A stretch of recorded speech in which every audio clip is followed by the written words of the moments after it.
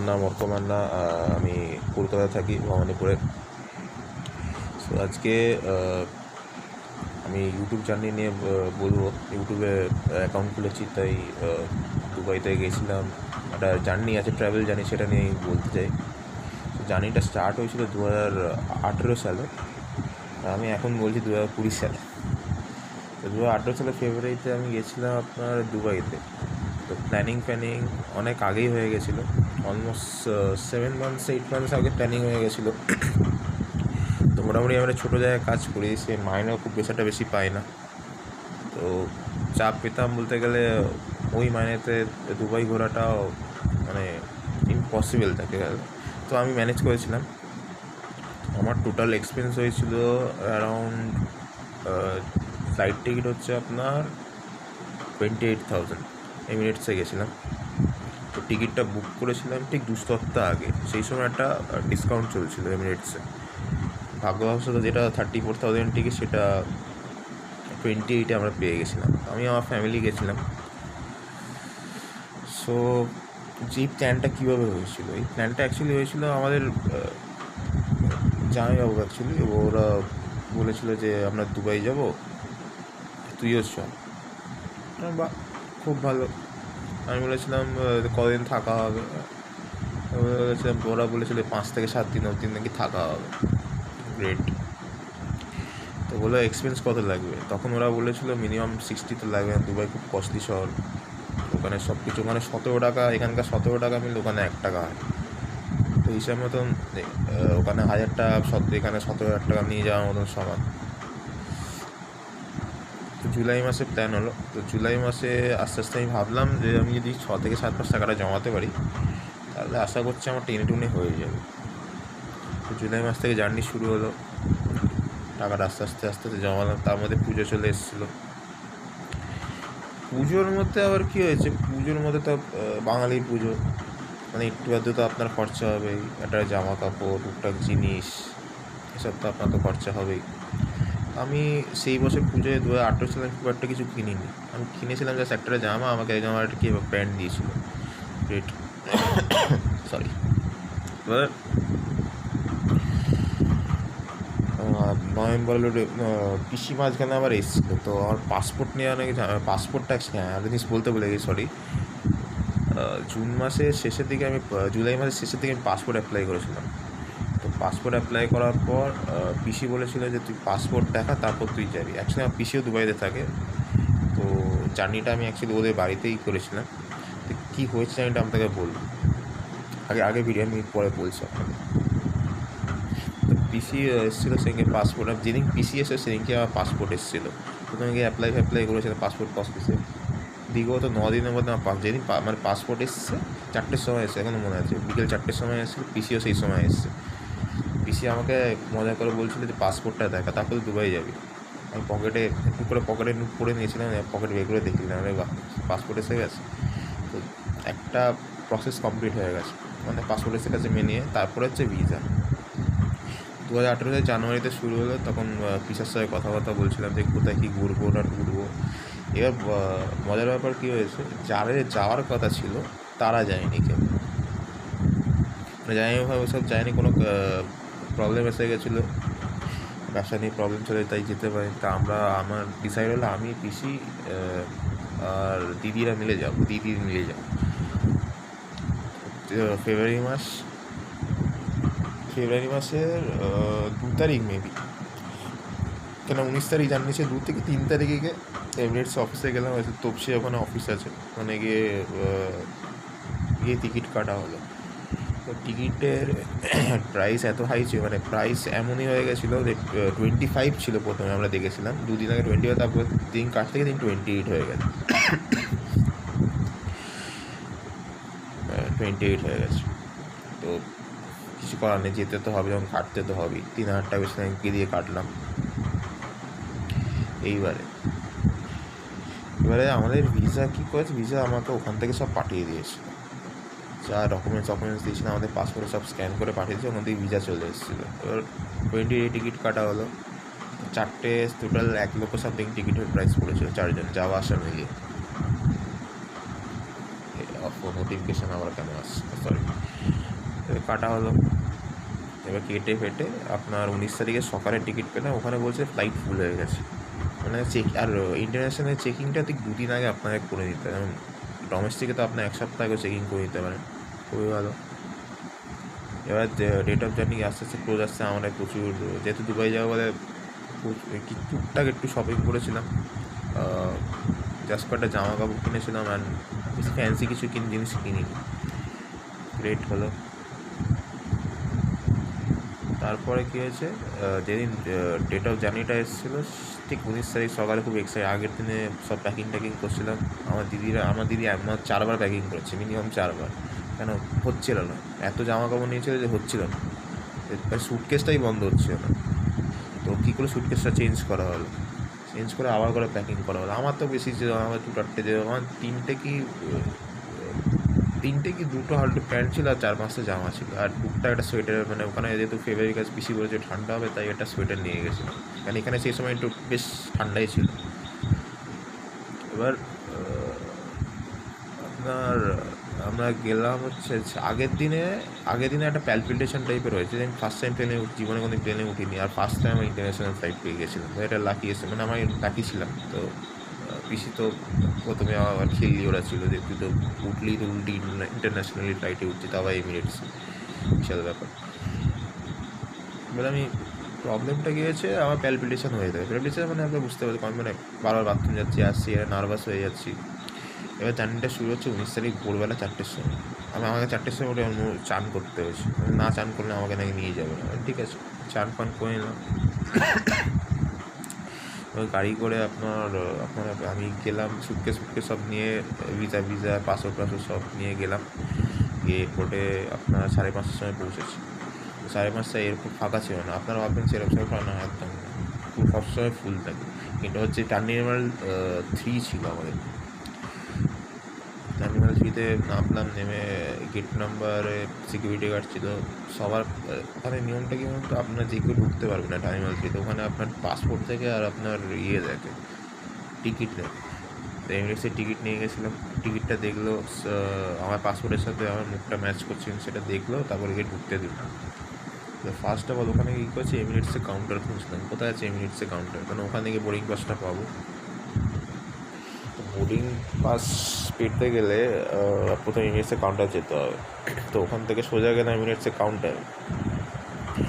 কাউন্টারে গিয়ে লোকগুলো আমাদের ব্যাগটা নিল, ব্যাগটা রাখলো, তারপর বললো আপনার ভিসা দেখছি কিনা, আরও ভ্যালিড ভিসা আছে কিনা। তো ভিসা দেখলো, ভিসা দেখার পর আমাদের বোর্ডিং পাস ছিল, ব্যাগেজগুলো ওখানে, লাগেজগুলো ওখানে চেকিং করে নিল, মানে নিয়ে নিল। ভিসা দেওয়ার পর আবার নেক্সট প্রসেস হচ্ছে ইমিগ্রেশনে একটু পুরো লাইন ছিল, লোকে যারা বাইরে যাবে তাদের ইমিগ্রেশনে জিজ্ঞেস করে যে কোথায় যাচ্ছেন, কেন যাচ্ছেন, যেটাও অফিসের কাজ, সেটা করার স্ট্যাম্প লাগায়, মানে একটা স্ট্যাম্প পড়ে গেছে আমি দেশ থেকে চলে যাচ্ছি।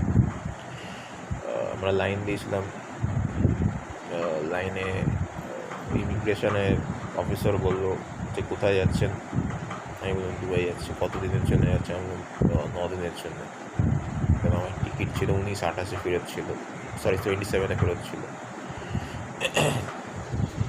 তো বললো যে কার বাড়িতে যাচ্ছে, আমার 3 ওরকম প্রশ্ন হয়ে যেত, আমি ফার্স্ট টাইম বাইরে যাচ্ছি, বলে যে আমার বেশি রিলেটিভ থাকে তাই হচ্ছে।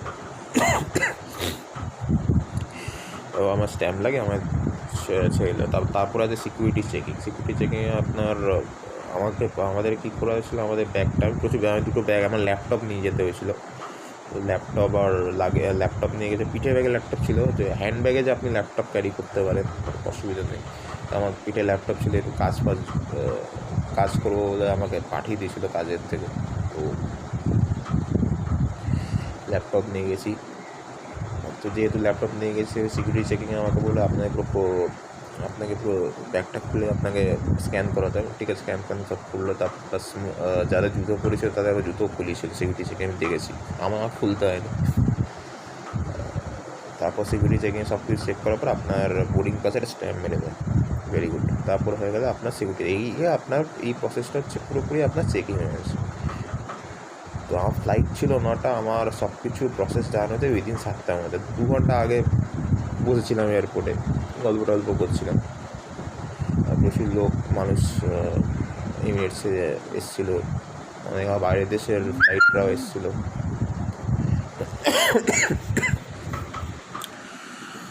তো অলমোস্ট 2 ঘন্টা ওয়েট করার পর যখন প্লেনে প্লেনে আমার জোন ছিল, আবার E zone, F zone, B zone. প্রথমে ফার্স্ট ক্লাস যাদের আগে ঢুকায়, তারপরে বিজনেস ক্লাস, তারপরে আমরা ছিলাম ইকোনমি ক্লাস, গরিব মানুষের ইকোনমি ক্লাস।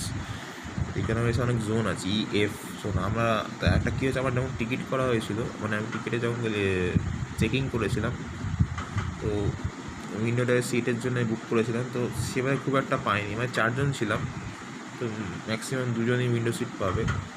তো পেয়েছিলাম আমরা উইন্ডো সিট, কিন্তু পাশাপাশি পাইনি। একটা কে ব্লকে ছিল, একটা পিছনে ব্লকে ছিল। তো আমি 3-1 করেছিলাম, আমি একা নিয়ে নিয়েছিলাম, আর 3জনকে একটাই করে দিয়েছিলাম। হলো হয়ে যাওয়ার পর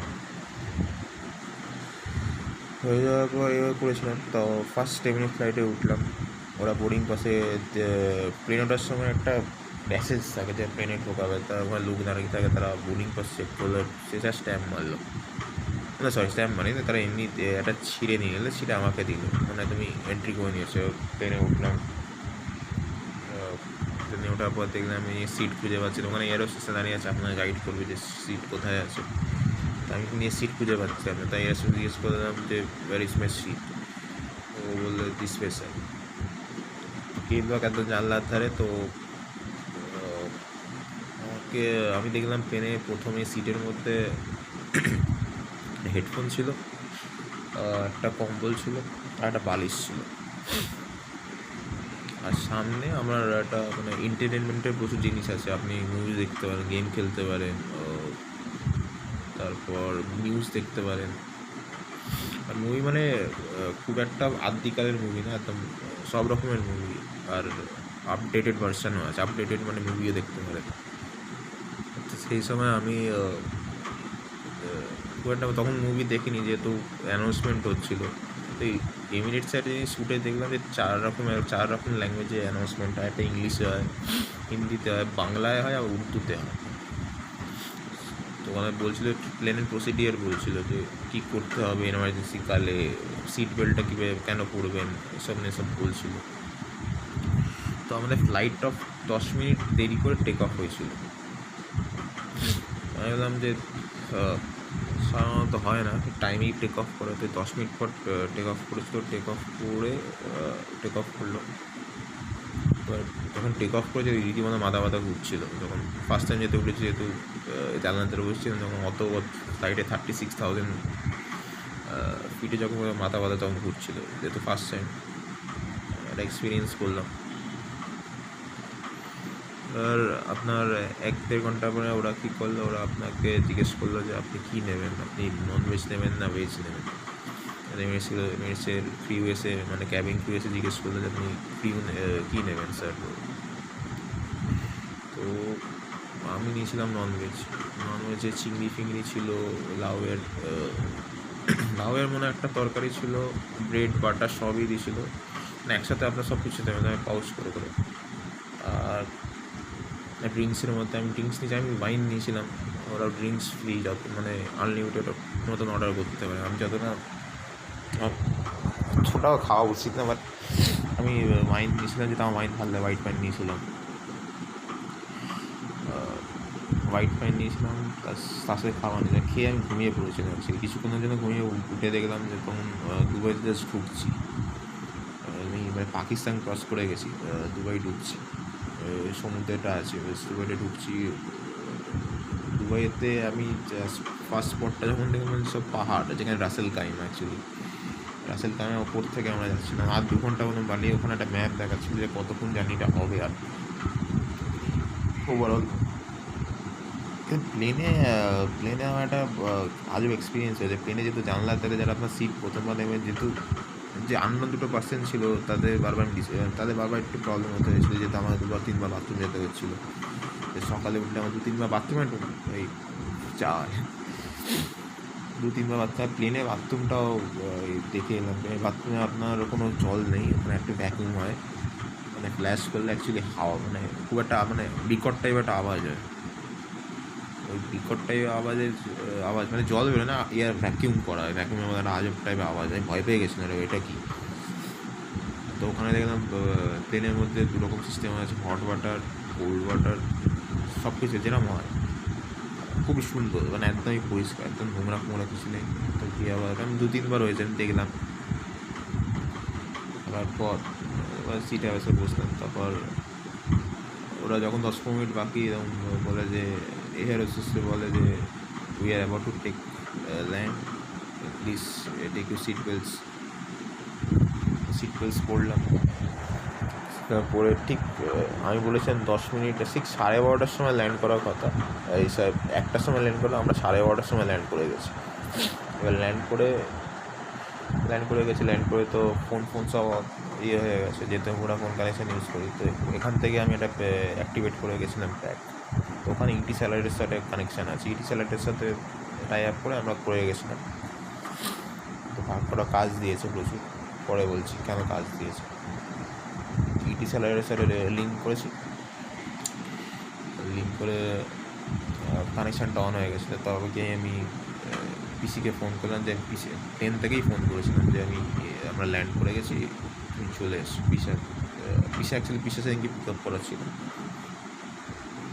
তো দুবাই এয়ারপোর্টে যখন ফার্স্ট টাইম আমাদের রিয়াকশন ছিল ওয়াও, এত এত বড়ো এয়ারপোর্ট তো কোথাও নেই, মানে কোথাও বলতে গেলে মানে বিজিএস এয়ারপোর্ট আর লার্জেস্ট এয়ারপোর্ট দুবাইতে নেমে সবাই ইমিগ্রেশন, মানে প্রথমে তো ইমিগ্রেশন করাতে হবে, যে স্ট্যাম্প ছাপাতে হবে। তো ওখানে একটা লিফট ছিল, লিফটটা বলতে গেলে একটা অ্যাপার্টমেন্ট সাইডের মধ্যে, মানে অ্যাপার্টমেন্টের মধ্যে বড়ো যেমন হয় সেম লিফট, মানে 100 জনও দাঁড়াতে পারছি লিফটে, বুঝতে পারছেন কীরকম বড়ো। তো আমরা কী করছিলাম, যে যেহেতু ইমিগ্রেশন ঘন্টা খুঁজে পারবো না বলে, তো আমরা লিফটের সাথে চলে গেছি, যে ফার্স্ট টাইম যাচ্ছি, ভয় লাগছিলো যে লোককে জিজ্ঞেস করতে হবে কী বলবো। ল্যাঙ্গুয়েজ ব্যারিয়ারটা প্রবলেম ছিল না, ইংলিশ হিন্দি, ওখানে হিন্দি চলে, ইংলিশও চলে, সেখানে চাপ নেই, বাট একটা ভয়। আমি বললাম, দিদি বলছিল যে জিজ্ঞেস কর না ইমিগ্রেশন কাউন্টারটা কথা, আমি জিজ্ঞেস করতে হবে না, ওপরে সাইনবোর্ড আছে, সাইনবোর্ড দেখে আমি চলে যাবো। কারণ আমি দুবাই আসার আগে প্রচুর ভিডিওস দেখেছিলাম ইউটিউবে, যে কী করতে হবে না হবে, তো পিসিও বলে দিয়েছিল। তো ভিড়টাকে ফলো করে আমি চলে গেছি, নিচে নামলাম একতলায়, নেমে দেখলাম ইমিগ্রেশনের লাইন পড়েছে। লোককে জিজ্ঞেস করলাম যে ইমিগ্রেশন কাউন্টারটা কোথায়, আমার ইমিগ্রেশনটা করছি, ঠিক আছে। লোকটা বইয়ে দেখলো যে যেখানে স্পটে জিজ্ঞেস করেছে সামনেই ইমিগ্রেশন কাউন্টারে সব। ইমিগ্রেশন কাউন্টারে প্রচুর ভিড় ছিল, আমরা লাইন বাই লাইন দাঁড়িয়ে গেছি ভিসা আর পাসপোর্টের জন্য। তো ইমিগ্রেশনের অফিসার মহিলা ছিল, তাদের হাতে পাসপোর্ট আর ভিসা দিলাম। আমার পাসপোর্টে ভিসা দিয়ে বললো চশমাটা খুলে ওই উপরের দিকে থাকো, উপরে একটা মেশিন ছিল, আপনার আই স্ক্যান করবে আর মুখটা স্ক্যান করবে। অনলি 5 মিনিট হয়ে গেল, 5 মিনিট হয়ে আমরা বেরিয়ে গেলাম। তারপরে সিকিউরিটি চেকিং, আবার পিঠে ল্যাপটপ ছিল বলেছিলাম প্রথমেই, ওটা ওখানে গিয়ে আবার স্ক্যান করা হয়েছে যে আদৌ কিছু আছে কিনা, বোম আছে কিনা দেখছি। হ্যাঁ, অ্যাকচুয়ালি ওটার প্রসিডিওর। তো হলো, প্রসিডিওর হওয়ার পর এগোলাম।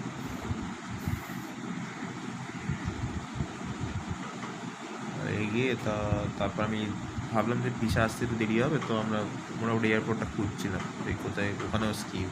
বাইরের দেশে যারা যাচ্ছে, একটা জিনিস বলে দিই, বাইরের দেশে এখানকার অনেক আমি ভোডাফোনে 5000 ISD নিয়ে গেছিলাম, যেহেতু আমার পোস্টপেড কানেকশান ছিল। তো টাকা নিয়ে লাভ নেই, ওখানে গিয়ে সিম নিয়ে নেবেন, আপনার 100 দেড়হামের মধ্যে কাজ হয়ে যাবে, মানে 100 দেড়হাম হচ্ছে কম, আপনার এখানে 2-2.5 টাকা, 2,000 টাকার মধ্যে আপনার কাজ হয়ে যাবে। এখানে 5,000 টাকা ওয়েস্ট করার কোনো দরকার নেই। ওখানে আপনার 6 GB মতো নেট দিচ্ছিল, with enough, more than enough. 6 GB আপনার অনেক হয়ে যাবে, 6 GB না 5 GB সামথিং দিচ্ছিল, সফরটা চলছে। তারপর আমি ভাবলাম যে কেন 5,000 টাকা ওয়েস্ট করলাম,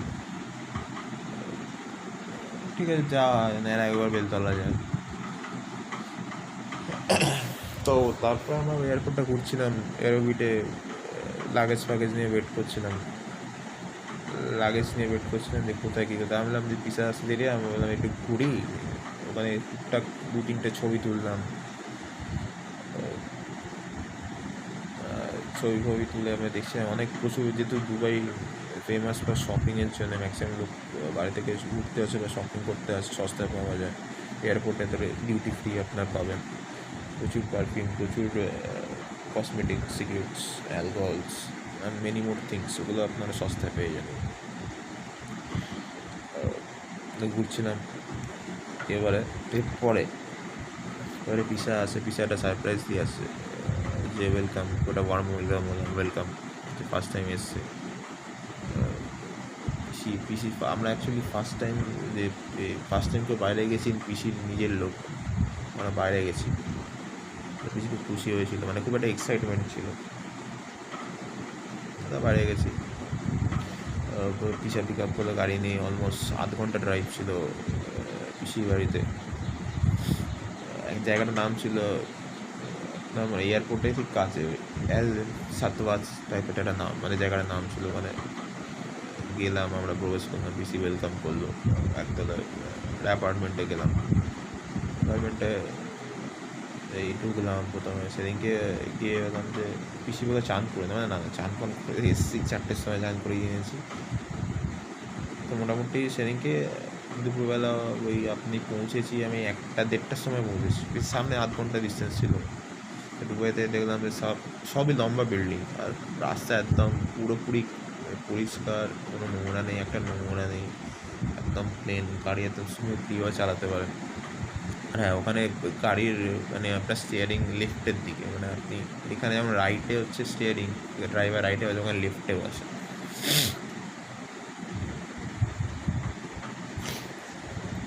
ওখানে সব ম্যাক্সিমাম উঁচু বিল্ডিং, সব উঁচু বিল্ডিং, সব উঁচু বিল্ডিং, 100 তলা, 26 তলা। এখানে পিসা, আমার নিজের পিসাই বসে 36 ফ্লোরে, বুঝতেই পারছেন কিরকম বিল্ডিং। আমি দেখি গা পা গুলাচ্ছিল ভাই। গেলাম পিসি বাড়ি থেকে, হ্যাঁ টপিক ফিরে আসে যে টিভিতে পিসি ওখানে ছিল, বাড়িতে গেলাম, ওখানে খেলাম, দুপুরবেলা খেয়েতে ওখানে গল্প করছিলাম,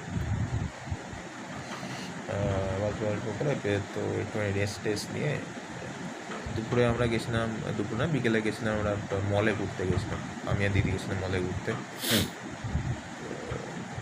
মলে গিয়ে মলটার নাম হচ্ছে মার্কাটো মল, মনে হয় যত মনে হচ্ছে মার্কাটো মল, সামনে ছিল। আর দুবাই মলেও খুব অনেকগুলো মল আছে, মার্কাটো মল মানতে দেন। ওখানে মার্কাটো মলে আইসক্রিম খেলাম আমরা, টেস্টি ভ্যানিলা টাইপ একটা আইসক্রিম ছিল। তো ওখানে গিয়ে একটা স্টল ছিল, ওখানে স্টল থেকে নিয়েছিলাম, সুন্দর খেতে আইসক্রিমটা। তো টুকটাক দেখছিলাম, মানে এত বড় মল মানে সম্ভব না ঘোরা।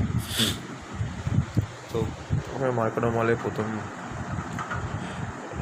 গেলাম, টুকটাক ঘুরলাম, একটু শহরটাকে এক্সপ্লোর করার চেষ্টা করছিলাম, এক্সপিরিয়েন্স করার চেষ্টা করছিলাম। তো ওখানে মোটামুটি তারপর একটা বিচে যাওয়ার চেষ্টা করছিলাম, তো পিসার রাস্তা ভুলে গেছে অ্যাকচুয়ালি, অন্য রাস্তায় ঢুকে গেছিলো বলে বিচটা বন্ধ থেকে চলে এসছে। তো তখন বাড়িতে আসলাম, ভাই ওখানে থাকে, তো ভাই বলছিলো যে আপনি ভুল রাস্তায় গেছো, ওই রাস্তাতে বিচ করে দেন, অন্য রাস্তাতে বিচটা খোলা আছে, বিচটা এক্সপ্লোর করতে পারে না, খারাপ লাগলো, নো প্রবলেম। তারপর সন্ধ্যেবেলা টুকটাকা স্ন্যাক্সকে আমরা বেরিয়ে এলাম। আপনার দুবাই একটা ওখানে যেমন এখানে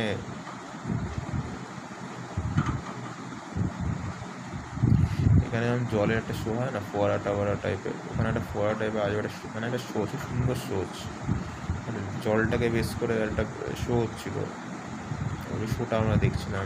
দুবাই ফেস্টিভ্যাল বলে একটা কি একটা আছে ওখানে, ওখানে গেছিলাম, ওখানে একটা লাইটে একটা শো হচ্ছিলো, প্রচুর টুরিস্ট ছিল ওখানে, আমরাও ছিলাম তার মধ্যে। তো আমরা দেখছিলাম ওখানে, মোটামুটি ওখানে 8 ঘন্টা 45 মিনিট দেখছি। ওখানে চাইনিজ ফেস্টিভ্যালগুলো হচ্ছে, চাইনিজ দেশ নিউ ইয়ার ছিল ওদের একটা সেই অনুযায়ী একটা থিম হচ্ছিলো, ওখানে দেখছিলাম, মোটামুটি খুব সুন্দর। রাজবাড়িটা এবার খুব একটা ভালো এক্সপিরিয়েন্স এখানে আপনি খুব পাবেন না, যে বাইরে দেশেই পাবেন। ওখানে ছিলাম 8 ঘন্টা, তাও ওখান থেকে আমরা হচ্ছে সেদিনকে বাইরেই একটা ডিনার করে এসেছিলাম। রেস্টুরেন্টের নাম ছিল ড্রাগন রেস্টুরেন্ট নাম ছিল।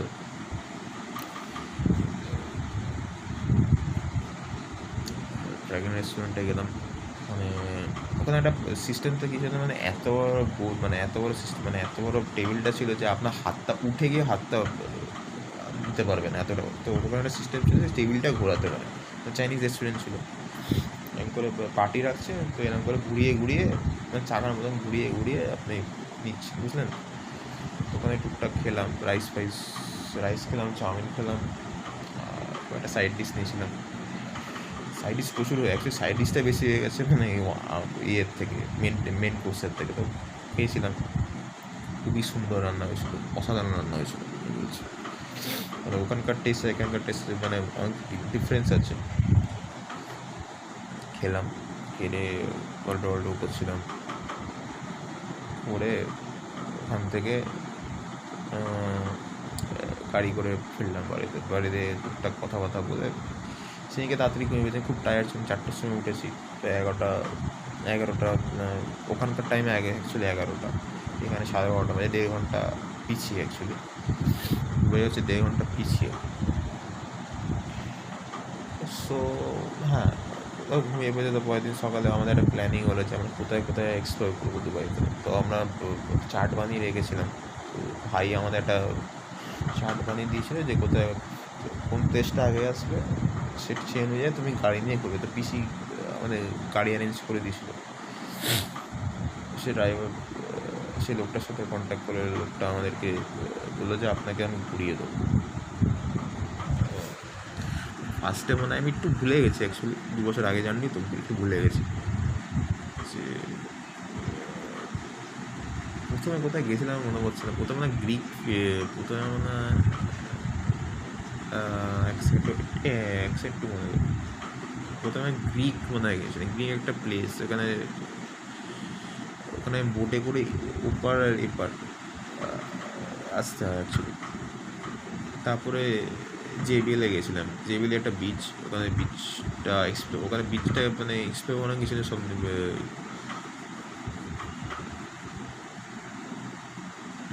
বিচে প্রথমে, প্রথম বিচে গেছিলাম। বিচটাতে এক্সপ্লোর করতে গেছিলাম, তো প্রচুর বিচটা মানে পুরোপুরি ক্লিন বিচ, লোক সানবাদ নিচ্ছে, প্লাস সমুদ্র পুরোপুরি নীল। আমাদের মানে দীঘার মতন না যে ঘলে ঘলে কালার হবে, পুরোপুরি নীল, পুরো ব্লু, যেমন ব্লু ছোটোবেলায় ব্লু আঁকতাম, সমুদ্র কি ব্লু রঙ করে দিতাম, ওরম blue, typical blue.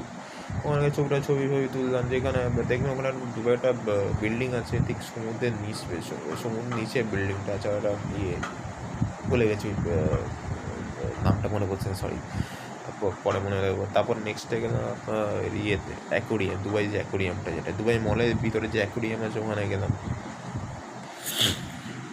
Dubai Atlantis, actually ওটা জায়গাটার নাম হচ্ছে অ্যাটলান্টিস, ফেমাস জায়গা আর অনেক কস্টলি, প্রচুর এক্সপেন্সিভ জায়গা। তো ওখানে গেলাম, ওখানে ঘুরে এক্সপ্লোর করলাম। প্রচুর মানুষের ভিড় ছিল, আমি মনেই হচ্ছিল না যে বাইরে দেশে এত ভিড়, মানে কুড়িয়াটের যে বাইরের চেয়েও বেশি ভিড় ছিল। গেলাম ওখানে, গিয়ে ঘুরলাম, এক্সপ্লোর করলাম, এক্সপ্লোর করে তারপর দুপুরবেলা এলাম জেবিএল বিচে। তো পিসি বলেছিল যে বিচে করার মানে টুকটাক খাবার টাবার, পিঠে ব্যাগ নিয়ে ঘুরছিলাম আর পাসপোর্ট নিয়ে ঘুরছিলাম, যে কোনো প্রবলেম যাতে না হয়। তো কোনো ব্যাপার না, ঘুরছিলাম ওখানে, ঘুরলাম, ওখানে খেলাম টেলাম। আর দুবাইটা একটা আজব একটা খাবার আছে, এটা মাফিন বলে, কেকের মতো করে মাফিন বলে। মাফিনটা এক্সপ্লোর করলাম, সুন্দর খেতে, মাফিন, ডোনাট, এইসব মানে ম্যাক্সিমাম ঘুম থেকে উঠে ডোনাট, মাফিন মানে ওটা মাস্ট হয়ে গেছিলো, জলের সাথে ওটাই খাচ্ছি, এরকম ব্যাপার। ওখানে গিয়ে দুপুরবেলা ওটা খেলাম, জেবিএল বিচ এক্সপ্লোর করলাম। এক্সপ্লোর করার পর গ্রিক গেছিলাম, হ্যাঁ লাইভা মনে হচ্ছে লাস্টে গ্রিক গেছিলাম। তো ওখানে যেহেতু 2 দিন হতে চললো, আমরা কোনো এক্সপেন্ড করিনি, একটা মানি মানে দুবাই দিরহাম স্পেন্ড করিনি। দেখলাম যে ওখানে গ্রিকে যে বোটে যেখানে উঠবো 1 দিরহামে ওই পারে নিয়ে আসবো নদীতে, আবার এই পারে নিয়ে আসবো। ওখানে চা এক্সপ্লোর করলাম, ওখানে যারা স্টল ছিল যে কত টাকা চাটা দিয়েছে বিশ্বাস করবেন না। যেরকম 300 ml কফি যে বাক্স মানে এগুলো হয় না, আপনার এরকম কাপগুলো হয় প্লাস্টিকের বড় বড় কাপ, এতটা এমএল চা, মানে 17 টাকায় এতটা চা কেস করতে পারবেন না, এতটা চা দিল। দিয়ে ওটা ফার্স্ট টাইম এক্সপ্লোর করলাম, খেলাম, খেয়ে দিয়ে গ্রিক গেলাম, গ্রিক থেকে আবার ড্রাইভারটাকে কন্ট্যাক্ট করলাম, কন্ট্যাক্ট করে আসে আমাদের বাড়ি চলে গেলো। ভালো চলছে ওটা, আজবাটাই মানে খুব সুন্দর এক্সপিরিয়েন্স হলো। তো টুকটাক যেগুলো মানে প্লেসেসগুলো আশপাশে সব ঘুরে নিলাম, ঘুরে গিয়ে বাড়ি চলে এলাম। বাড়ি গিয়ে এক্সপিরিয়েন্সটা শেয়ার করলাম সবার সাথে, কেমন লাগলো, কী লাগলো, কোথায় কোথায় ঘুরলাম, যে কোন জায়গাটা ছবি তুলেছ বললাম। ডে 3তে অ্যাকচুয়ালি দুটো জায়গায় দুটো জায়গায় এক্সপ্লোর করেছিলাম। একটা হচ্ছে মিরাকেল গার্ডেন, একটা মিরাকেল গার্ডেন অ্যাকচুয়ালি কী বলুন তো, মিরাকেল গার্ডেনে সকালে ব্রেকফাস্ট করে। মিরাকেল গার্ডেনটা অনেকটা দূর ছিল। মিরাকেল গার্ডেনটা হচ্ছে আপনার পুরোপুরি একটা ফুল দিয়ে নানা রকমের ডিজাইন এটা করবে, মানে সব মানে বাগানটা পুরোপুরি ফুলের বাগান, সব রকমের ফুল দেখতে পাবে, সব রকমের ফুল মানে খুব সুন্দর সুন্দর ফুল, সব রকমের ফুল ছিল। প্রচুর টুরিস্ট ছিল, মানে প্রচুর টুরিস্টের অ্যাট্রাকশন হলো। অনেক বিভিন্ন ন্যাশনালিটি এসেছিলো, চাইনিজ থেকে শুরু করে সব কিছু এক্সপ্লোর করলাম, টুকটাক ছবি তুললাম।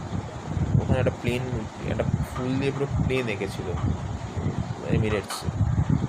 হ্যাঁ, বুঝতেই পারছি কেমন করেছে, প্রচুর খাটনি কাজ তো করলো সব। তারপর ওখান থেকে বাটারফ্লাই গার্ডেনে আপনার প্রচুর রকমের বাটারফ্লাইস ছিল। বাটারফ্লাইস মানে বিভিন্ন কালারের টুকটাক, ওটাও একটা এক্সপিরিয়েন্স করলাম। করে আমরা দুপুরবেলা চলে যেতাম। দুপুরবেলা বললে যে গ্লোবাল ভিলেজ যাবো, তো দুপুরবেলা গ্লোবাল ভিলেজ যেহেতু বন্ধ ছিল, 4:05 খোলা হতো, তো আমরা বাড়িতে চলে এসেছিলাম, মানে পিসি বাড়িতে চলে এসেছি। পিসি বাড়ি বলে খেলাম দাদা একটু রেস্টে, আমার পিসা আমাদেরকে নিয়ে গেল গ্লোবাল ভিলেজ। বাবা, গ্লোবাল ভিলেজটা কী বলতো, সব ন্যাশনালিটি এসে একটা করে স্টল দিয়েছে। কেউ আইসক্রিমের স্টল দিয়েছে, কেউ ইন্ডিয়া থেকে স্টল দিয়েছিলো, জম্মু কাশ্মীর থেকে শালের সব স্টল দিয়েছিলো। এরকম করে মিনিমাম 150 ন্যাশনালিটি 100 দেশ এসে ওই গ্লোবাল ভিলেজটা স্টল দিয়েছিলো। যে যার প্রোডাক্টস বিক্রি করছে হিসাব বললো, বাকি কথায় সরি।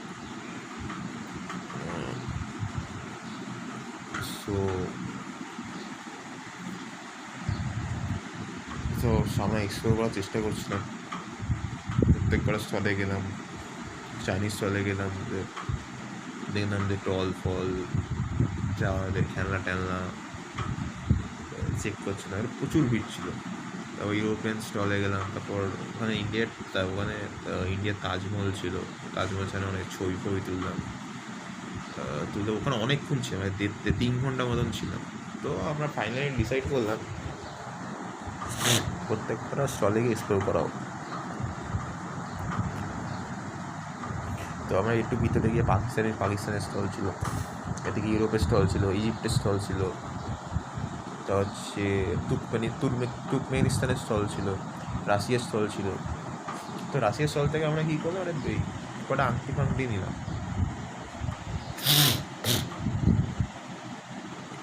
জুস ছিল, জুস ছিল।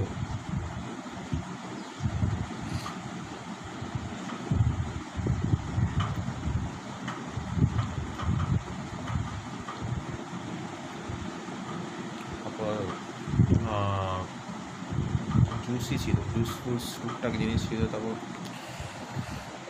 তো আমার মানে বন্ধুদের জন্য ভাবলাম কিছু নেওয়া যাওয়া না, কারণ এক্সট্রিমলি কস্ট ছিল। তো দিদিরা শপিং করলো ওখান থেকে, আংটি ফাংটি নিল, তারপর কানের দুল, যা মেয়েদের ইয়ারিংস যা আছে টুকটা নিল। এই করতে করতে ওখানে 1.5 ঘন্টা কেটে গেছে। তো আমার সাথে দুজন ছিল, যে সিনিয়র সিটিজেনই ছিল অলমোস্ট।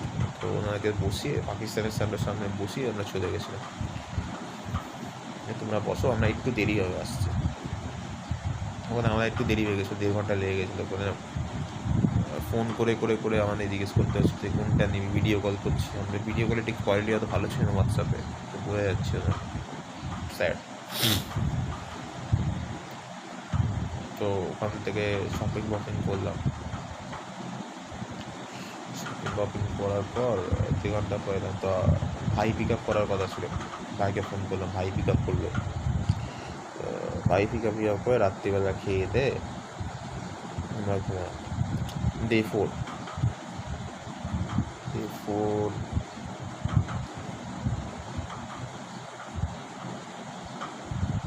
ডে 4-এ আমরা গেছিলাম হচ্ছে, হ্যাঁ ডে 4-এ আমরা ইয়েতে গেছিলাম। ওখানে একটা নেমন্তন্ন ছিল অ্যাকচুয়ালি, পিসি বন্ধুদের বাড়ি গেছিলাম, নেমন্তন্ন ছিল। ওটা থেকে এয়ারপোর্টের সামনে একটা বাংলো বাড়িতে গেছিলাম, সুন্দর, খুব সুন্দর বাংলো বাড়িতে গেছিলাম। পিসির ফ্রেন্ড আমরা ওয়ার্ম ওয়েলকাম করলো।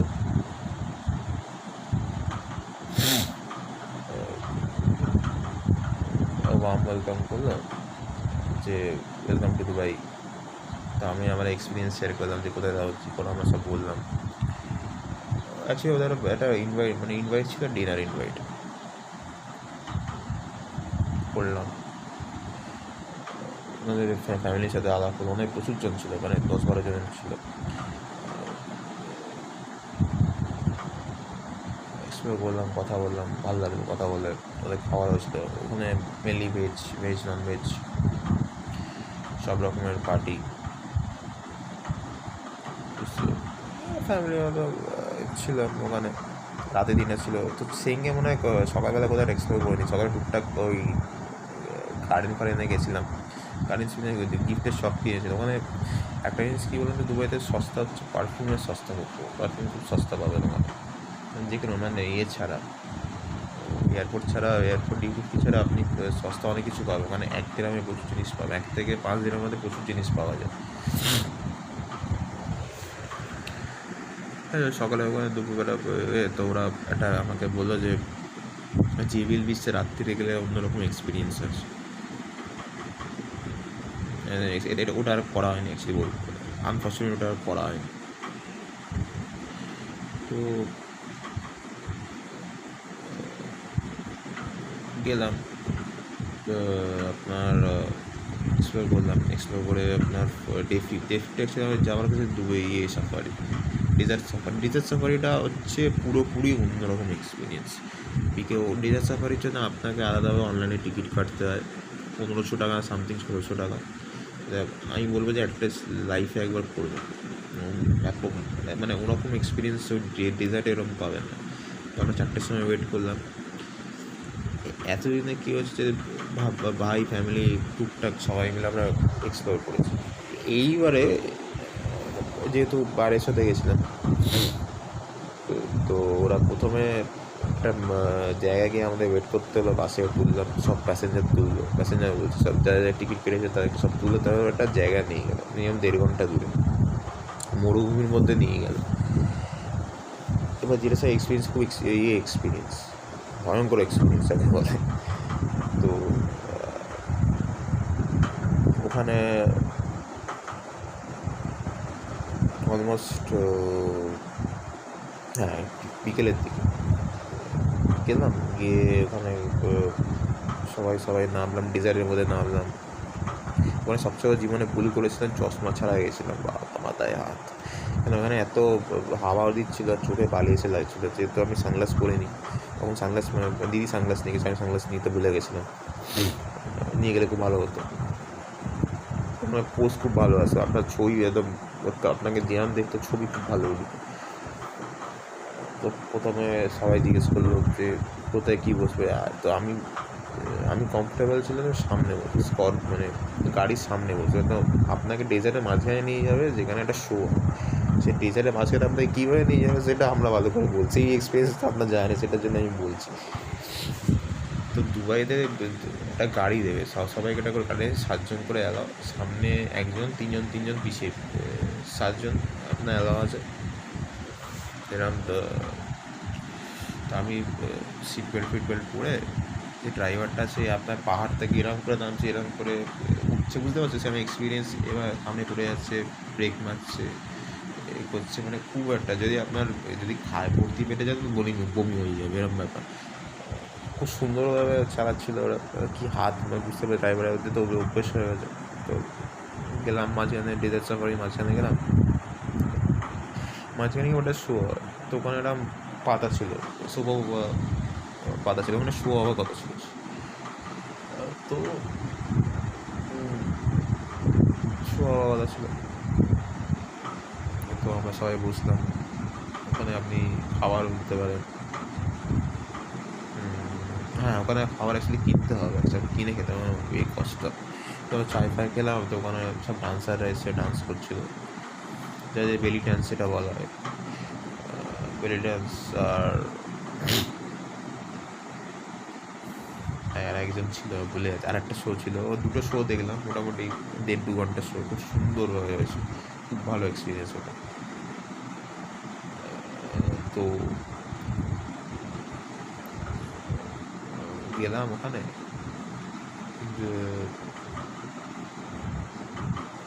গিয়ে 1.5-2 ঘন্টা শোটা দেখে আমরা বাড়িতেও চলে, বাড়িতে এক্সপিরিয়েন্স করলাম, খুব সুন্দর এসছে, এরকম এক্সপিরিয়েন্স তো কোথাও নেই, একবার দুবাই আপনার এক্সপিরিয়েন্স দিতে হবে। হ্যাঁ, এটা আমি বলছি, চাপড়ে বলতে হবে দুবাই ওই এক্সপিরিয়েন্সটা পাবে না, ওই এক্সপিরিয়েন্স কোথাও পাবে না দুনিয়া।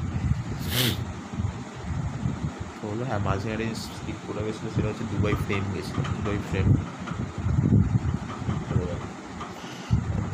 গেছিলাম, দুবাই ফ্রেমে আপনার বিকেলে বিকেলে গেছিলাম, ওটা মাঝখানে সিট হয়েছে দুবাই ফ্রেমে। আমি দুবাই ফ্রেমে জাস্ট হয়েছে সোপেন, 1 বছর 6-7 মাস হয়েছে ওপেন হয়েছে। গেছিলাম দুবাই ফ্রেমে, টিকিট কাটতে হয় 50 দিন, যেখানে সেখানে টিকিট কাটতেই হবে। দুবাইতে আপনি পার্কে বসতে, আপনি যদি এটা নর্মাল সাধারণত পার্কে বসে, সেখানে গিয়ে টিকিট কাটতে হবে, এরকম ব্যাপার। দুবাই এত কস্টলি। দুবাই ফ্রেমে গেছে 50 দিরাম সামথিং দাম ছিল, ভুলে গেছি, 900 কি 1000 টাকা সামথিং দাম ছিল, মনে নেই। গেছিলাম, টিকিট কাটলাম, টিকিট কেটে অ্যাকচুয়ালি 50, দুবাই ফ্রেমটা অলমোস্ট 80 ফ্লোরে গিয়ে মনে হয়, 80 ফ্লোর, বুঝতে পারছি কেমন লম্বা। তো ফ্রেমে এরকম উঠলাম, লিফট ছিল, লিফটে উঠলাম, লিফটে ওঠার পর 50 উঠছি, যত উঠছি না তখন কাজ বন্ধ হয়ে যাচ্ছে, শ্বাস এমনি হচ্ছিল, এই বাপরে কত উপরে উঠবে না তো লিফটে, এরম ব্যাপার। উঠলাম, উঠে ওখানে ইনস্ট্রাকশন দিতে, ওখানে লাফালাফি করতে পারবেন না, দৌড়াতে পারবেন না, কাছে গিয়ে কিছু পুশ করতে পারবেন না, তো এইসব ছিল। তো দুবাইতে ফ্রেমে ওঠার পর দেখলাম যে ভয় লাগে, কাজটা মানে এমনই কাজ দেবে পারছে, আপনার নিচটা পুরো পরিষ্কার দেখা যাচ্ছে, আর আপনার ডান দিকটা হচ্ছে নিউ দুবাই আর বাঁ দিকটা হচ্ছে ওল্ড দুবাই। আর ফ্রেমটা এমনই মাঝে মাঝে করেছে, খুব ভালো লাগছিলো, দূর থেকে শহরটা ছোটো ছোটো মনে হচ্ছিলো, সবই দেখা যাচ্ছিলো দূর থেকে। সাদা অসব, মানে খুব একটা এক্সপিরিয়েন্স, ওখানে আপনি ছবিও তুলতে পারেন, ইয়ে করতে পারেন, প্রচুর টুরিস্ট গেছে, প্রচুর টুরিস্ট, মানে রীতিমতো লাইন লেগে গেছে টুরিস্টে। তো ওখান থেকে আমি ফ্রেন্ডসকে কল করেছিলাম, ফ্যামিলিকে কল করেছিলাম যে এটা হচ্ছে একটা এক্সপিরিয়েন্স, ওদেরকে বলে ওরাও খুব মজা পেলো, এক্সপিরিয়েন্স করলাম। শ্রীলঙ্কা ওখানে কিছুক্ষণ ছিলাম, অনেকক্ষণই ছিলাম, বলতে গেলে 1/2 ঘন্টা মতো ছিলাম, আমরা চলে এসেছিলাম। হ্যাঁ, যে টপিকে ফিরে আসে সেটা হচ্ছে, তারপরে ডেজার্ট সাফারি থেকে চলে এলাম, চলে এসে ওই এক্সপিরিয়েন্স। তারপরে ডে 6 ছিল, ডে 6-এ আমরা ভাবলাম যে কোথাও ডে 6-এ আমরা কোথাও যাবো না, সরি সিক্সে আমরা যাবো হচ্ছে সে একটা জায়গা বললাম, আপনার এগুলো আমি কী মিস করে গেছি, সেটা হচ্ছে দুবাই বুর্জ খালিফা। বুর্জ খালিফারই বাকি ছিল, বুর্জ খালিফা হচ্ছে আপনার বুর্জ খালিফার টিকিটের প্রাইস ছিল 130 থেকে 150 আমার কাছাকাছি।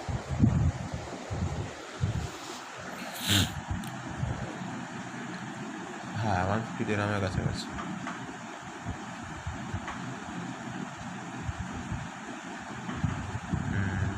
হ্যাঁ, 150 রাইট, ঠিক, আমি ভুলে গেছিলাম, অনেকদিন আগেকার তো যেহেতু বুঝতেই পারছেন 2 বছর হয়ে গেছে, মনে থাকে না অত।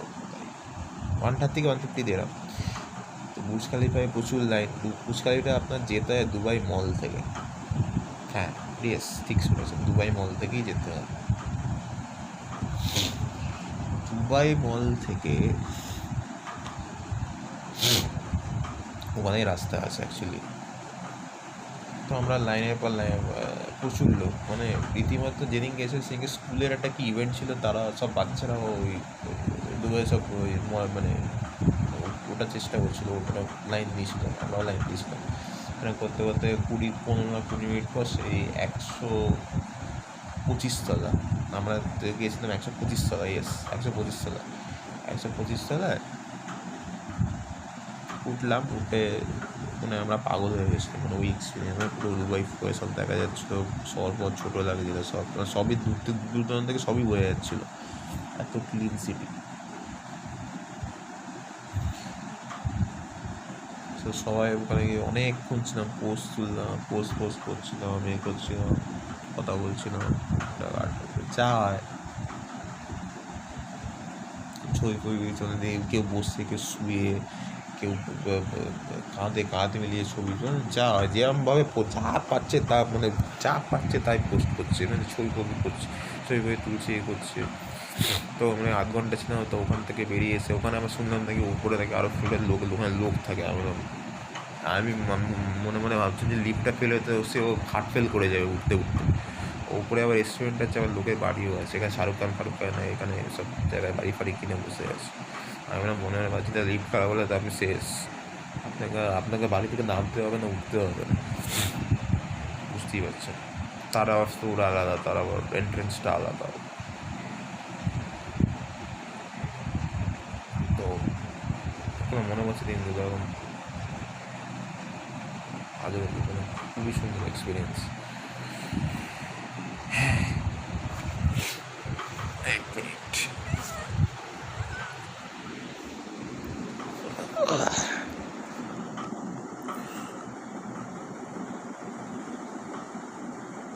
আরে আর তো নোটিফিকেশান এলে প্রবলেম হয়ে যায়।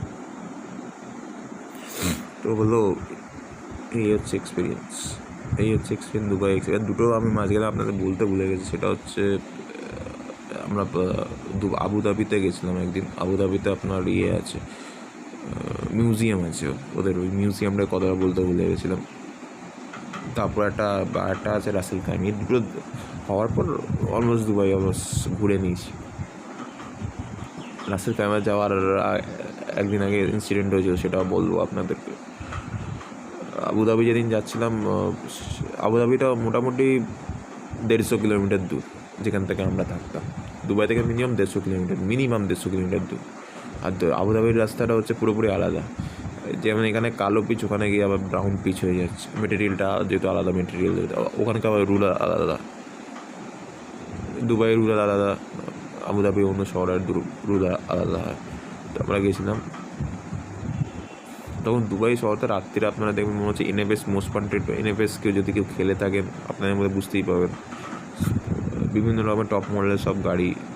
এদিকে আপনার বাঁ দিক দিয়ে ফেরারি যাচ্ছে, ডান দিক দিয়ে ল্যাম্বরগিনি যাচ্ছে। মোটামুটি যেন এনএফএস মোস্ট ওয়ান্টেড খেলতে বসে গেছে। ছোটোবেলার গাড়ির ড্রেসগুলো যেরকম রকম সেম, দুবাই পুরোপুরি সেম। আর এখানে ম্যাক্সিমাম 2x2 লেন, মানে দুটো লরি পাশাপাশি যেতে পারবে। ওখানে 6টা লরি এদিক ওদিক মিলে যেতে পারবে, বুঝতে পারছি। রাস্তা প্রচুর মোটা, কোয়ালিটি খুব ভালো। তো গেলাম, ও তো আবুধাবিতে একটা মিউজিয়াম ছিল, মিউজিয়ামে প্রচুর ছবি তুললাম।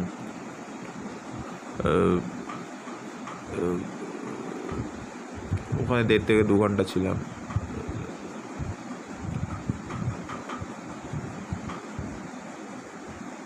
দেড় থেকে দু ঘন্টা মনে হয়, হ্যাঁ 1.5 থেকে 2 ঘন্টায় ছিলাম। পুরো ছবি টুললাম। ওখানকার আদিকালের সব রাজা প্রজারা যেভাবে থাকতো, যাতে জিনিস ইউজ করতো, জামা পোশাক সব কিছু ওখানে রাখা ছিল।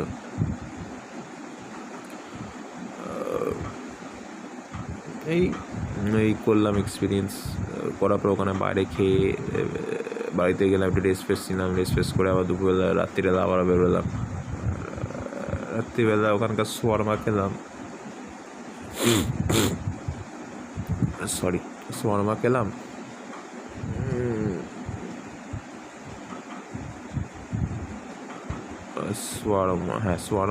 শর্মা রোল মিউনিস দিয়ে একটা খেলাম, খেয়ে দিয়ে রাত্রে ঘুরে। তারপরের দিন গেছিলাম রাসেল কাইমা। হ্যাঁ, এইবার ইনসিডেন্টটা হয়েছে যেদিন রাসেল কাইমা সেই সময় বলিউড একটা শো এসে অনেক বলিউড তারকারা এখানে এসছিলেন ওখানে রাসেল কাইমার হোটেল ছিল, সেই হোটেলে ওরা এসেছিলো। তো ওখানে সেই বছর শ্রীদেবী মারা গেছিলো, যেবারে রাসেল কাইমা শ্রীদেবী মারা গেছিলো, ডুবে গেছিলো,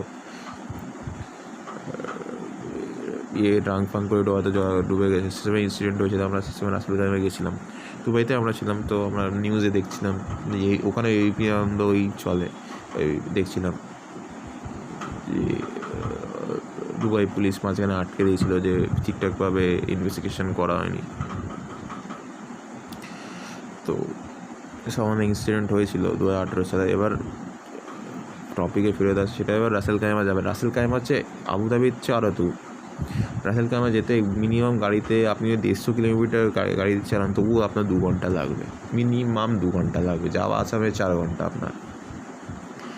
তো টোটাল 350 কিলোমিটার গাড়ি ছিল, তো বুঝতে পারছেন কিরকম কিলোমিটার। মানে দীঘা আপ ডাউন আপনার হয়ে যাবে কলকাতায়, বুঝতে পারেন যদি থাকেন দীঘা, বুঝতে পারছি আপ ডাউন হয়ে যাবে দীঘায়। বা 350 মানে দীঘা আপ ডাউন আপনার আরামসে হয়ে যায়, একটু কম বেশি হবে, বাট কমিয়ে বললাম 350 মিনিমাম চলে। ওখানে ইন্ডিকেটার চলে, আপনি কত দিনে কত কিলোমিটার গাড়ি চালিয়েছেন, ওখানে থাকে ইন্ডিকেটার। তো ভাই ইন্ডিকেটার দেখাচ্ছিলো যেখানে গাড়ি চলেছে। তো রাসেল কাইমা অ্যাকচুয়ালি পাহাড়, ওখানে খাতু ভাই পাহাড় কেটে কেটে বানিয়েছে, রাস্তা বানিয়ে গেছে। তো ওখানে গেলাম, ওখানে একটা আজব এক্সপিরিয়েন্স হয়েছে, সুন্দর এক্সপিরিয়েন্স। মানে পাথর কেটে গেছে, পাহাড় অত সুন্দরভাবে কাজ করে বানিয়েছে। ওখানে প্রচুর টুরিস্ট যাচ্ছে, প্রচুর গাড়ি যাচ্ছিলো, আমাদের পিছনে প্রচুর লাইন ছিল। আর দুবাইতে যেখানে যে আপনাকে গাড়ি নিয়ে গেলে আপনাকে পার্কিং দিতেই হবে, ওটা ম্যান্ডেটরি, আপনাকে দিতেই হবে। 20 টাকা, এখানে গেলে পার্কিংয়ে 20 টাকা, ওখানে 10 টাকা, এখানে 30 টাকা, এইভাবে আপনাকে দিতেই হবে পার্কিং, নাহলে আপনাকে ডাইরেক্ট ট্যাক্স ওখানে প্রচুর আছে। তো ওখানে ছবি তুললাম, টুকটাক তুললাম।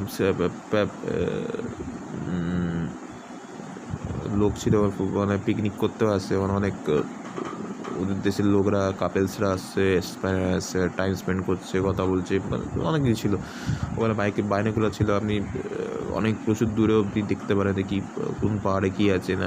মোটামুটি আমরা অনেকটা উপরে উঠেছিলাম, প্রচুর উপরে উঠেছিলাম, হাই স্পিকেই আমরা উঠেছিলাম। হাই স্পিকে আমরা সবাই ছিলাম, কথা বলছিলাম, এখানে অনেক ভালো টাইম স্পেন্ড হচ্ছিল ওখানে। যা সবাই মিলে একটা ছবি তুললাম, ছবি তুলে রাসেল কাইমার থেকে তো ওখান থেকে আলসাবাদি একটা রেস্টুরেন্টে গেছিলাম। তো আলসাবাদি রেস্টুরেন্টে রাস্তার মাঝে আমাদের এখানে বসার, যেহেতু কলকাতা এত বাজে টেম্পারেচার আর পলিউশনের জন্য রাস্তা থেকে বসে রেস্টুরেন্ট, ওখানে রাস্তায় বসে রেস্টুরেন্ট আছে, আর ভিতরেও আছে বাইরেও আছে, যে জায়গা ছিল আমরা বাইরে করে দিয়েছি, আমরা বাইরে বসেছিলাম। এক্সপিরিয়েন্স আমরা ওখানে খেলাম মিক্সড গ্রিল, তারপর হচ্ছে একটা জুস ছিল, লাইম সোডা। অ্যাকচুয়ালি জুস ভাই নিয়েছিল, আমরা নিয়েছিলাম লাইম সোডা উইদাউট আইস নিয়েছিলাম, ও উইথ আইস উইদাউট আইস নিয়েছিল। তারপর খাবারে মিক্স গ্রিল ছিল, রাইস ছিল, মিক্স গ্রিলের মধ্যে তো সব রকম মাংস, ল্যাম্প থেকে শুরু করে ল্যাম্প ছিল, আর আপনার চিকেন ছিল।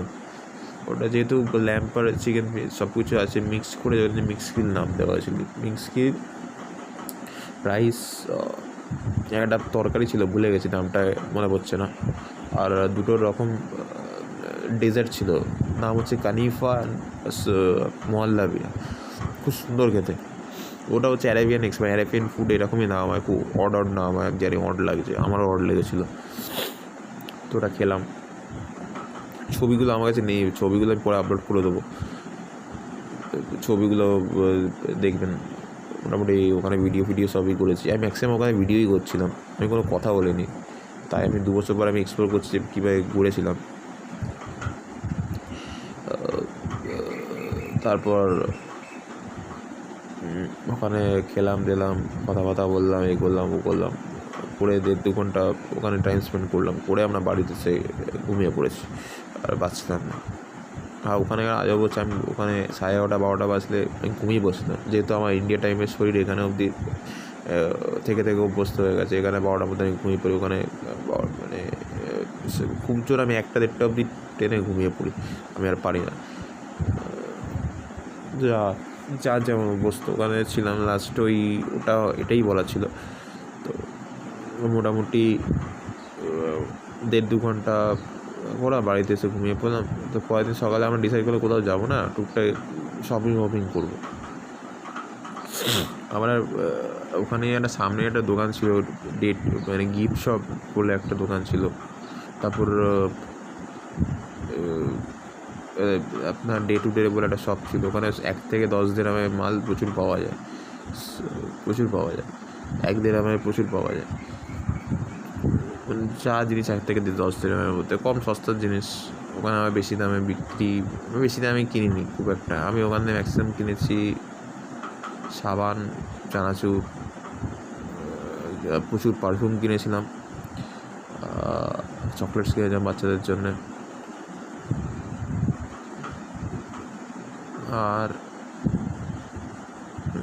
আর কি কিনেছিলাম, আর যা জিনিস হয়, যেগুলো কাজের জিনিসগুলো কিনেছিলাম।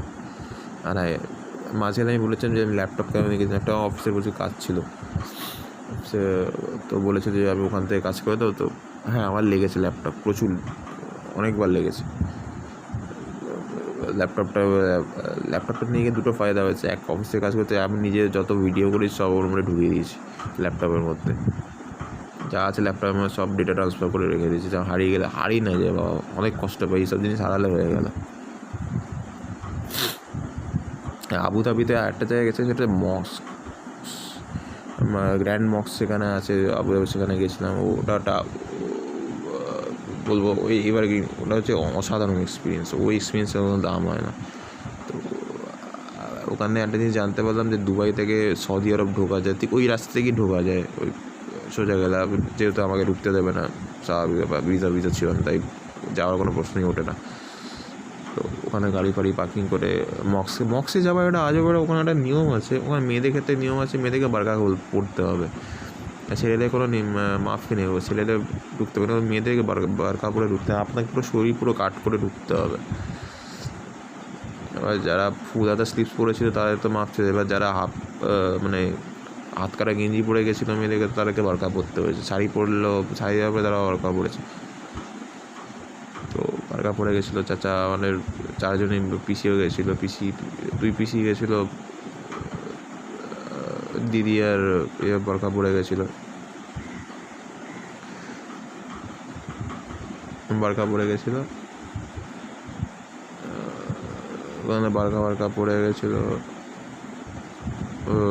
বারকা পরে ঢুকতে ম্যাক্সিমাম গ্র্যান্ড মস্কটা এক্সপ্লোর করলাম, ছবি তুললাম। খুব সুন্দর হাতে পাতে কাজ আছে ওখানে। আর ওখানে ঢুকলে মনে হয় আপনার মনে শান্তি এসে যাবে, এতটা দেখে ভক্তি এসে যাবে। ওখানে পুরো মনে শান্তি লাগবে, আপনার ঢুকলে পুরো মনের শান্তি, আর একটা পজিটিভ ফিলিং আসবে আপনার মধ্যে। এটা আমি ফিল করলাম। আমি হিন্দু বাট আমার মনে হলো আই ফিল। তো মাঝখানে একটা জিনিস বলা হয়নি যে আপনার ডেজার্ট সাফারিতে আপনার ওখানে দিদি মেহেন্দি করেছিল। ওখানে শেখরা যারা আছে তারা সাদা জামা পাওয়া পরে সেটাতে আমরা কস্টিউম ট্রাই করেছিলাম, দিদি বারকা ট্রাই করেছিল, সেকেন্ড টাইম করেছে, ওখানে করেছিলাম। তো বারকানি ওখানে আপনার আবুধাবিতে মিনিমাম 2বার পড়া হয়ে গেল, 2বার এক্সপিরিয়েন্স হয়ে গেল, ছবি তুলেছিলাম ওখানে।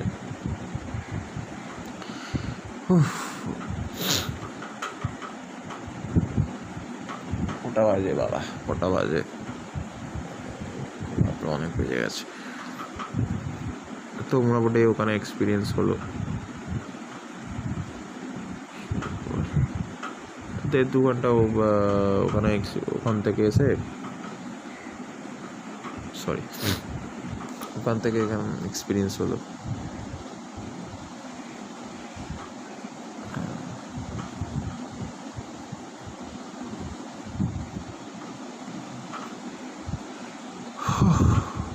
একটু স্টপ করেছি, হাঁপিয়ে গেছি, উঠতে হয়েছে না আজকে। তো ওখান থেকে এলাম এখানে, ও 2 ঘন্টা পর ওখানে ছিলাম মক্স থেকে ডাইরেক্ট পিসা বাড়িতে। এবার নেক্সট যেদিন আমরা ভেবেছিলাম যে আমরা কোনো জিনিস মানে এখানে আর কিনবো না, জাস্ট এক্সপ্লোর করবো।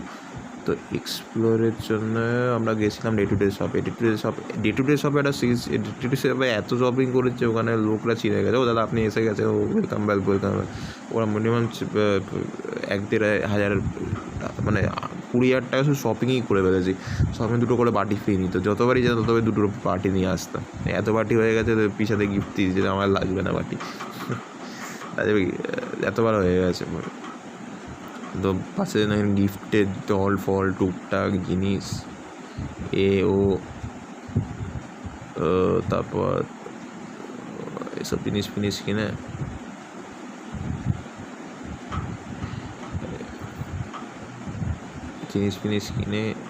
এসছিলাম।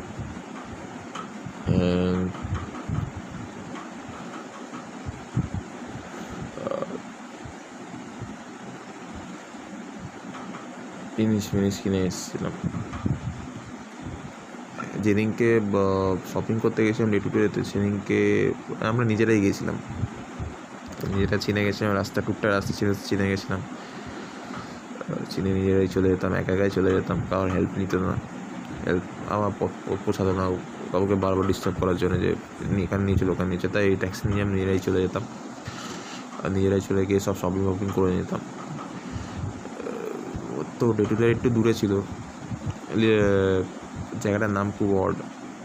ওখানে ম্যাক্সিমাম ইন্ডিয়ানরাই থাকতো, আমি দীপি বলছিল ওখানে ম্যাক্সিমাম ইন্ডিয়ানরাই থাকে, জায়গাটা পুরো ইন্ডিয়ানরাই বলতে গেলে থাকে। তো ওখানে গিয়ে শপিং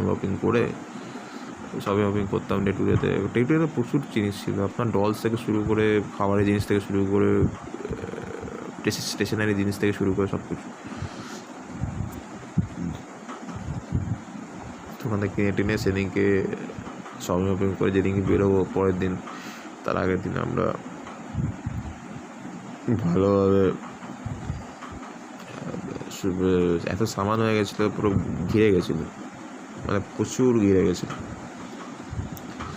তো পিসাকে রিকোয়েস্ট করলাম যে একটা ব্যাগ দিতে, একটা এক্সট্রা ব্যাগ শুধু শপিংয়েই চলে গেছে, বুঝতে পারছি কেন শপিং করে শুধু এক্সট্রা ব্যাগ শপিংয়ে গেছে। তো আমার ব্যাগ বন্ধ হচ্ছিল না, তো আমার ব্যাগটা আলাদা করা, আমার ব্যাগটা আমারই সামানের জন্য আলাদা করা, যেহেতু বা ছোটো পিসির সামান আমার ব্যাগের মধ্যে ছিল, তো ওটা আলাদা করতে যেত, আমার একটাও যে সামান হয়ে গেছিলো।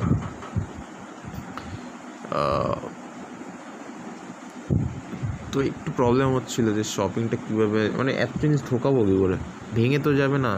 প্রচুর প্লাস্টিক প্যাকেট যা পাচ্ছি তাই কিনে, প্রচুর চকলেট কিনেছিলাম, সব শেষ হয়ে গেছে। চকলেট রেখে ঢুকিয়ে ঘি সাবান শ্যাম্পু বুঝতেই পারছি, যা পাচ্ছি তাই নিয়ে নিয়েছি। শ্যাম্পু মানে ওখানে তো পাওয়া যায় না, সাবান শ্যাম্পু সালা যা পেরেছি সব ঢুকিয়ে নিয়েছি, যার ফলে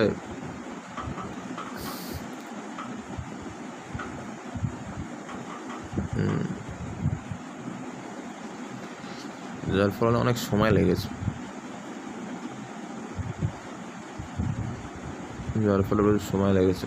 আবার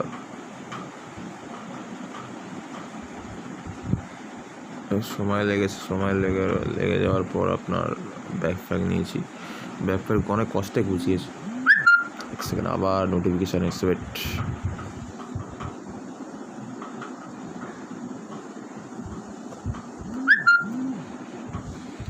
নেটটাই অফ করে দিলাম, সুবিধা হলো। এবার শপিং কমপ্লিট হয়ে গেছে, কমপ্লিট হওয়ার পর ব্যাগ গোছানো হয়ে গেছে। ব্যাগে মোটামুটি 28 কিলো অবধি, মানে 30 কিলো আমার মানে টিকিটে লেখা ছিল, তো ম্যাক্সিমাম 30 কিলো অবধি নিতে পারো, তারপর ফাইন হবে। যা কিলো হবে তা অনুযায়ী একটা চার্জ দিতে হবে।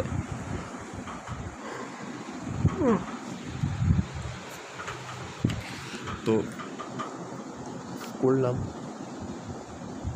28 কিলো অবধি বেঁচে গেছি, 28 কিলো অবধি হয়েছে, হলাম। তারপর হচ্ছে মোটামুটি সেদিনকে রাত্রিরে সেদিনকে অ্যাকচুয়ালি রাত্রিই বেরিয়ে গেছিলাম, ভুলে গেছি, সরি। আমাদের রাত্রির 3টের সময় ফ্লাইট ছিল, বুঝতে পারছি, রাত্রি 2টোর সময় ফ্লাইট ছিল। তো আমরা ভাবলাম যে সেইকে কোথাও বেরোবো না, সেইকে রেস্ট নেবো। তবে টুকটাক পেলাম দিলাম, এদিক ওদিক যাচ্ছি।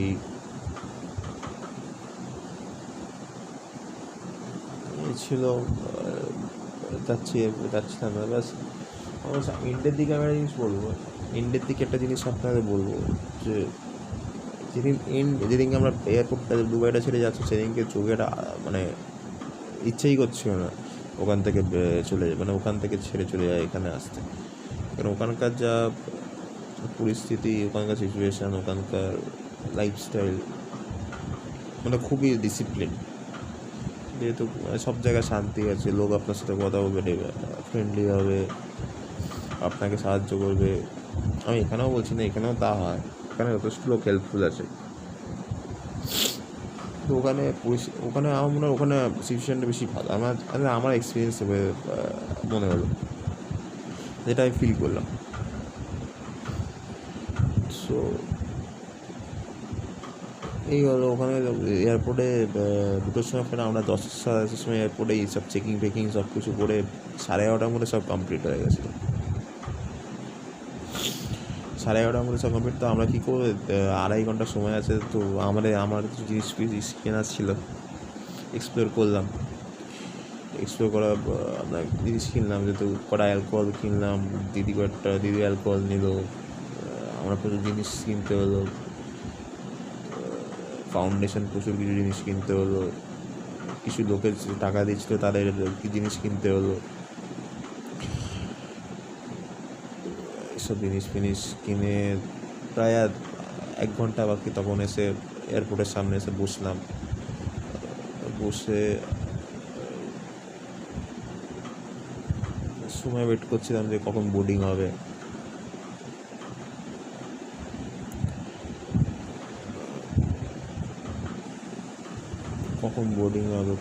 ওয়েট করে যাচ্ছি।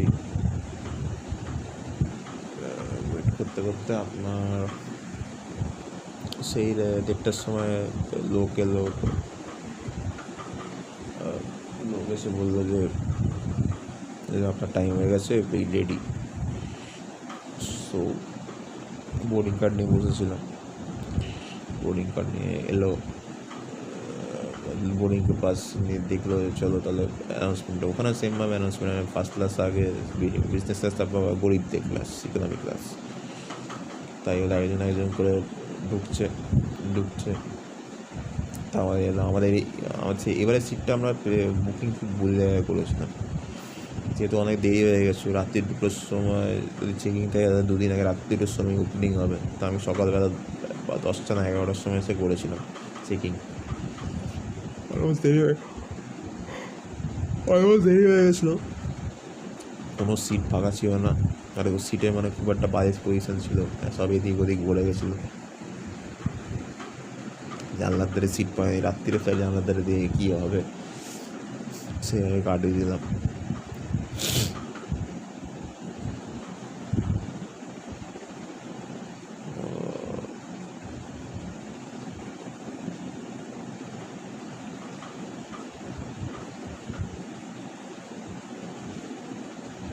জানলার ধারে ভিডিও করে লাভ নেই।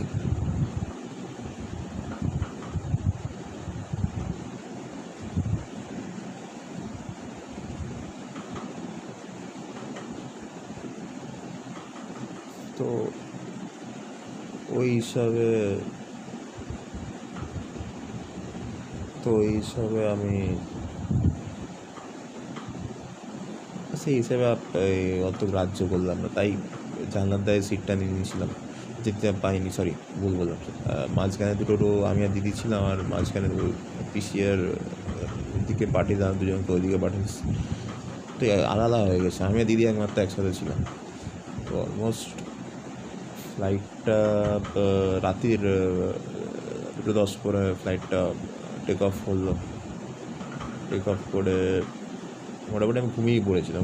পড়ে এয়ার হোস্টেস আবার জাগালো 4টের সময় এসে কী খাবেন জিজ্ঞেস করলো। আমি সেম বললাম ওয়াইন্স। আমি সেই রাত্রিও ওয়াইন নিয়েছিলাম। দিদি আর ওয়াইন নিয়ে গেছিলো। তারপর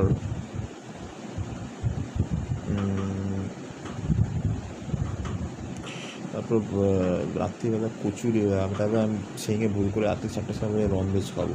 ও বাবা, 4টার সময় কেউ খাওয়া যায়? বহু 4টার সময় তো জীবনে খাইনি। তো আনফর্চুনেটলি ননভেজ সব ভুলে গেছি কী দিয়েছিলাম, আমার মনে করছে না। দিদি ভেজ নিয়েছিল, কচুরি তরকারি। ওটা বেশি বেটার ছিল আমার এটা কি ভাত রাত্রে ভাত খেতে পারছি না বাবা। ননভেজ সমস্ত আইটেমস আমি খেতেই পারিনি অর্ধেক। স্বাভাবিক, বহু 4টার সময় কে খাবে?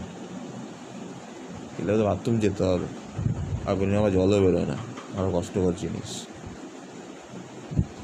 সরি। টুকটাক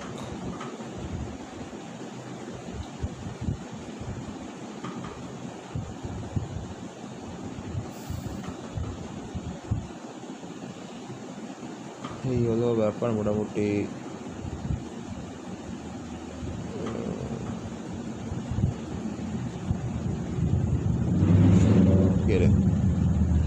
এই হলো মোটামুটি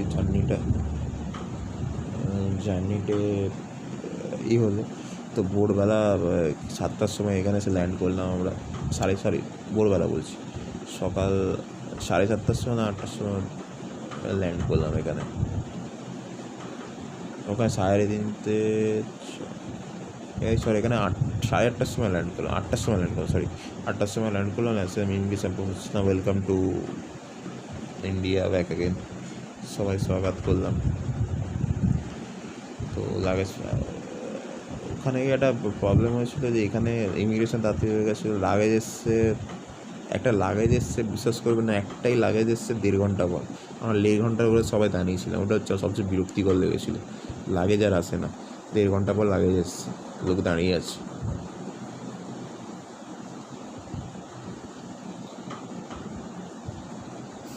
এই হচ্ছে প্রবলেম, এই হচ্ছে জার্নি মোটামুটি। তো এখানে এসে চেক করে বেরিয়ে গেলাম, বাড়িতে এলাম অলমোস্ট 12টার সময় বাড়িতে এলাম। বাড়িতে এসে যা তোর মন খারাপ ছিল, প্রথম কথা প্রচুর মন খারাপ ছিল যে ওই এত ভালো জায়গা আছে, এখানে এসে যা ভালো লাগে না সাধারণত। তো এক্সপিরিয়েন্স অনেকদিন মনে রইলো, তাই এতদিন পর শেয়ার করলাম এক্সপিরিয়েন্সটা। ভাবলাম বলবো কবে বলবো, আজই বলবো। তো এই ব্লগটা দিয়েই বললাম। আমি খুব একটা ভালো ব্লগার না, ফার্স্ট টাইম ব্লগ করছি, তাই ব্লগ করছি না, আমি এক্সপিরিয়েন্সটা বলছি। এক্সপিরিয়েন্সটা বললাম, তাই আমরা অনেক ম্যাক্সিমাম বাঙালিরা দুবাই থাইল্যান্ড, বাংলাদেশ, নেপাল টুকটাক জায়গা ঘুরতে ভালোবাসে। তা আমি আমার এক্সপিরিয়েন্সটা বললাম। লন্ডনটা আমি বললাম না, প্রচুর দূর হয়ে যাবে, প্রচুর কস্টলি। বাঙালিরা যায় আমি জানি। দুবাইটা যাওয়া যেতে পারে। আমি বলবো যে একবার দুবাইটা ঘুরে আসার জন্যে। এখন তো করোনা ভাইরাসের এই পরিস্থিতিতে হবে না, বুঝতেই পারছি, কিন্তু আমি বলবো যে একদিন ঘুরে আসতে। যদি ভবিষ্যতে কোনো একটা সুযোগ পাই, আপনি সুযোগটা হাতছাড়া করবেন না, ঘুরে আসুন।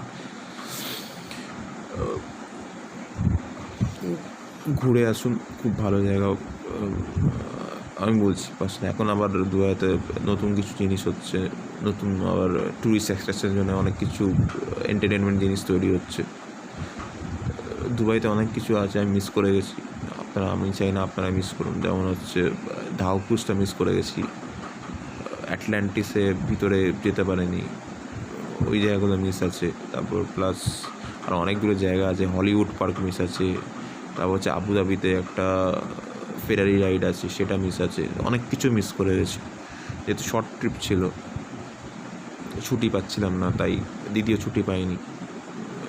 পরে এসে জানতে পারলাম যে তুমি আরও ছুটি নিতে পারতে, মাথাটা গরম, আলাদা ব্যাপার, ভাগ্যে ছিল না যেটা বলে। সো অনেক জিনিস আছে মিস করে গেছি, ওগুলো খারাপ লাগছে এখন। ওগুলো মনে পড়ে যে কাজটা একটু যদি 1 সপ্তাহ থেকে যেতাম, আরও ভালো হতো। আমি আপনাকে বলছি কস্ট কেমনি পড়েছে আমার। দুবাইতে ওখানে মিনিমাম হোটেলের দাম হচ্ছে 5,000 টাকা, মানে পার নাইট আপনাকে 5,000 টাকা দিতেই হবে।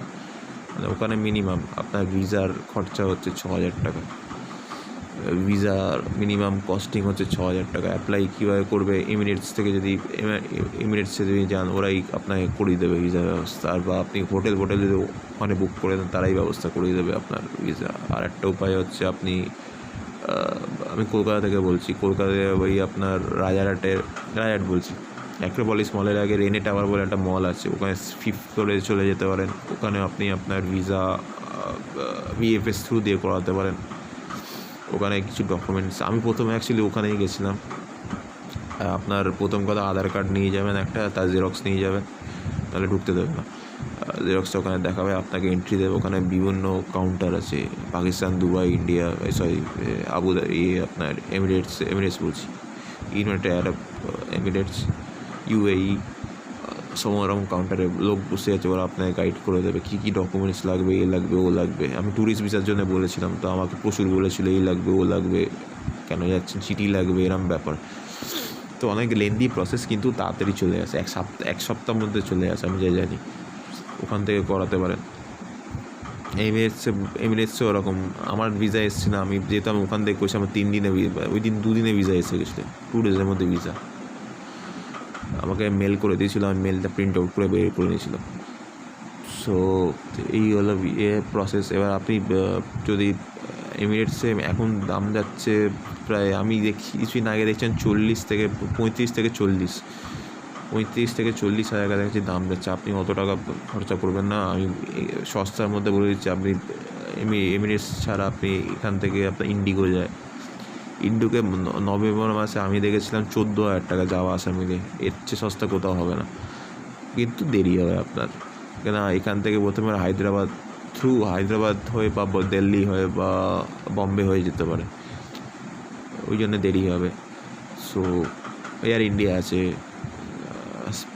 আপনার স্পাইস জেট আছে, এগুলো সস্তার মধ্যে। আপনি এটা এখন খুব জোর হলে 20, 22, 23, 24 হাজার ম্যাক্সিমাম অবধি যাবে, সের মধ্যে আপনি কাটাতে পারেন টিকিট। আমি এটা বলছি আপনাদের সস্তার জন্যে, কারণ অনেকে এমিরেটসের অ্যাফোর্ড করতেই পারবে না, প্রচুর কস্ট। তাই আমি সস্তার জন্য আমি জানি সস্তা বলে দিচ্ছি। আর ওখানে চেষ্টা করবেন, ওখানে মাছ ফাছ সবই পাবেন, ওখানে খাবার খুবই সস্তা বলতে গেলে। খুব আমি ক্যালকুলেট করে দেখলাম যে সস্তাই খাবার, খুব একটা কস্ট এখনও আমি জানি না। ওখানে আপনার কস্টটা মানে সব জিনিসের টাকাটা ওখানে আপনার যাবে হচ্ছে, আপনার থাকার জায়গায় আপনার ম্যাক্সিমাম টাকাটা এক্সপেন্সটা যাবে। আর আপনার টুকটাক ঘুরতে গিয়ে ওখানে এক্সপিরিয়েন্সটা মানে আপনার এক্সপেন্সটা বাড়বে। আপনি যেখানেই যাবেন সেখানেই আপনাকে টিকিট কাটতে হবে, ওটা হচ্ছে মাস, ওটার জন্য আপনার এক্সপেন্সেস। এই দুবাইটা ওই জন্যই ম্যাক্সিমাম অনেক টাকারই ব্যাপার থাকে, অনেক টাকা মানে। তবু আমি মনে করি আমি সস্তায় চাইলে সস্তায় ঘুরতে পারবো। আপনি যদি ট্যাক্সি না অ্যাফোর্ড করতে, আপনি বাসেও চলে যেতে, সিটি বাস আছে সস্তার মধ্যে, মেট্রো আছে, এসব আপনি ইউজ করতে পারেন। ওখানে মেট্রো আর বাসের ক্ষেত্রে একটা জিনিস বলবো, সেখানে আপনাকে একটা প্রিপেড কার্ড করতে হয় 1 মাসের জন্য। সেই প্রিপেড কার্ডে আপনি ঘুরতে পারেন, আপনার ট্রাভেল করতে পারেন পুরোপুরি, ওটা 1 মাসের জন্য ভ্যালিড থাকবে। যে কোনো লোক ইউজ করতে পারে, সেটা আমি বলতে পারি।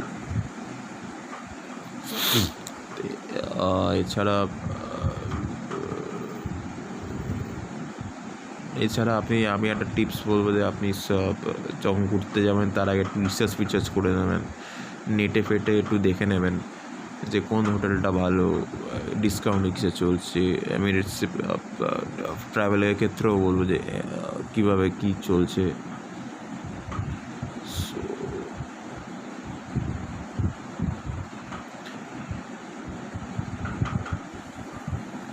সেটাও করতে পারেন,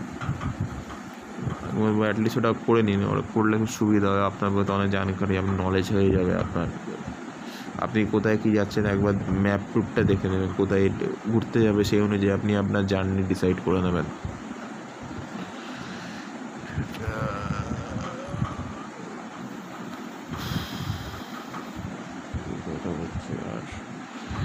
তো হলো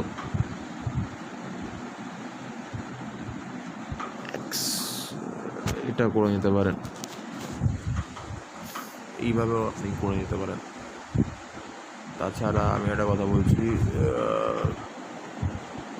আমি প্রেফার করবো আপনারা ডিসেম্বর থেকে মার্চের মধ্যে জার্নিটা করলে সুবিধা হয়, ওয়েদারও মানে একদম সুটেবল থাকে, আপনার বেশি কষ্ট হবে না, খুবই কমফোর্টেবল জার্নি হবে, এইটুকু আমি বলে দিতে পারি। তাই আমরা সেপ্টেম্বর বলছি, মার্চের দিকে আমরা টিকিটটা বুক করেছিলাম। ঠিক আছে, একটু হোল্ড করুন, আমি আসছি, উইদিন 5 মিনিটস আমি আসছি, উইদিন 5 মিনিটস আমি আসছি।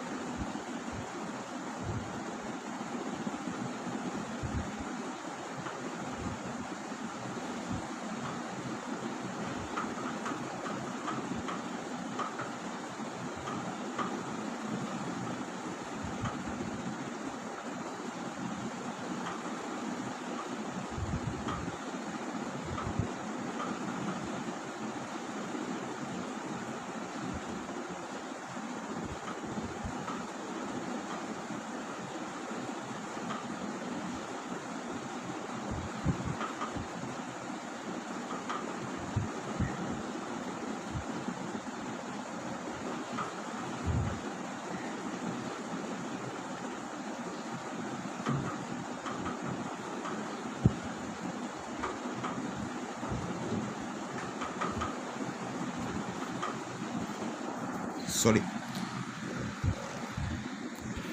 সরি একটু এসেছিল। যেটা তো টপিকে ছিলাম যে মোটামুটি এই মোটামুটি আর একটা জিনিস সাজেস্ট করবো যে আপনি মানি এক্সচেঞ্জ জায়গার থেকে করে নিতে পারেন। আমি মনে করি যে এটিএম কার্ড নিয়ে ডাবল চার্জেস হয়। আপনি ওখানে কেটেছেন, ওখানে একটা চার্জেস হলো, আপনি টাকাটা তুলেছেন আবার ডাবল চার্জেস, এখানে ব্যাংক আপনাকে চার্জেস করবে। সেটা যেন না হয়, সবসময় ক্যাশ রাখাই ভালো। আমার এত অভ্যেস ক্যাশ রাখা, আমি ক্যাশ এখানেই করে নিই। সেখান থেকে আমি অ্যাকচুয়ালি আমি চেনা লোক ছিল, সে ফরেন এক্সচেঞ্জ করেন। আপনার পাসপোর্টের সাইজ দিল, ওর কাছে 1000 দিরহাম সামথিং ছিল। 1000 দিরহাম আমি কত দিরহাম নিয়ে গেছিলাম দাদা, 2000 দিরহাম সামথিং নিয়ে গেছিলাম, 2000 সামথিং দিরহাম নিয়ে গেছিলাম আমি। প্লাস আমি নিজে কিছু টাকা, আমার অনেকজন টাকা দিয়েছিল, সব মিলে দুয়ের মতন দিরহাম নিয়ে গেছিলাম। তো মোটামুটি সবই খরচা হয়ে গেছিলো। আর কিছু বেশি ছিল সেটা আমি আমার পরে এক্সচেঞ্জ করে নিয়েছিলাম। আর আমার দিদি করেছিল, পিসের অ্যাকাউন্টে টাকা পাঠিয়েছিল, ওখান থেকে টাকা তুলে নিয়েছিল। ওটাও করতে পারেন, ওটা করে আমার ট্যাক্স কাটবে না, বেঁচে যাবে। আর এখানে গেলে আপনার 1 টাকায় কত পয়সার হিসাবে এটা কাটে, সেটা অ্যাভয়েড করার জন্যে দিরহামে পয়সা কাটে, সেটা অ্যাভয়েড করার জন্য আপনি সেটাও করতে পারেন। সেটা তো দিতেই হবে, ট্যাক্স আপনাকে তো দিতেই হবে, নাহলে মুশকিল আছে।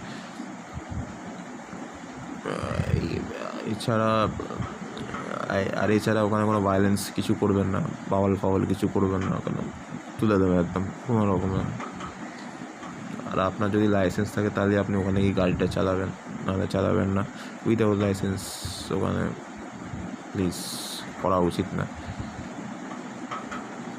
সরি, না ওখানে আপনি গাড়ি চালাতে পারবেন না, আমি ভুল বললাম। ওখানে লাইসেন্সের হবে না, ওখানকার লাইসেন্স দরকার, আমি ভুল বলেছি, সরি, মাফ করবেন। আর কিছু জিনিস আছে যেটা ওখানে গিয়ে কোনো রকমের কোনো জিনিস ফেলবেন না, ফেললে আপনার ফাইন হবে। স্পিড করবেন না, থুতু ফেলবেন না, ওখানে ফাইন হবে, সেই সব করবেন না। আমি ভুল করে ফেলে গেছিলাম, তো আমাকে গালাগালি দিয়েছিলো, তো আমাকে ফেলতে হয়েছিলো। লোক বলেছিলো আমি ভুল করে কাগজ ফেলে যাবো, বাজে অভ্যেস হয়ে গেছিলো, কাগজ ফেলে তো আপনাকে ফেলতে হবে। ওখানে ডাস্টবিন থাকে রাস্তায়, মানে ডাব্বা টাইপের ডাস্টবিনটা, ওখানে আপনার ফেলতে হবে। এইগুলো আমি করেছি, এগুলো ভুলগুলো করেছি, তাই আপনাকে বলছি। আমি জানি আপনারা করবেন না, তবু আমি আপনাদের জানিয়ে রাখছি। এই ছিল। এবার আমি বলবো যে ইনসিডেন্টটা কী হয়েছিল, যে যারা যাওয়ার করে তারা অ্যাকচুয়ালি যেতে পারলো না। তো সেই সময় এখানে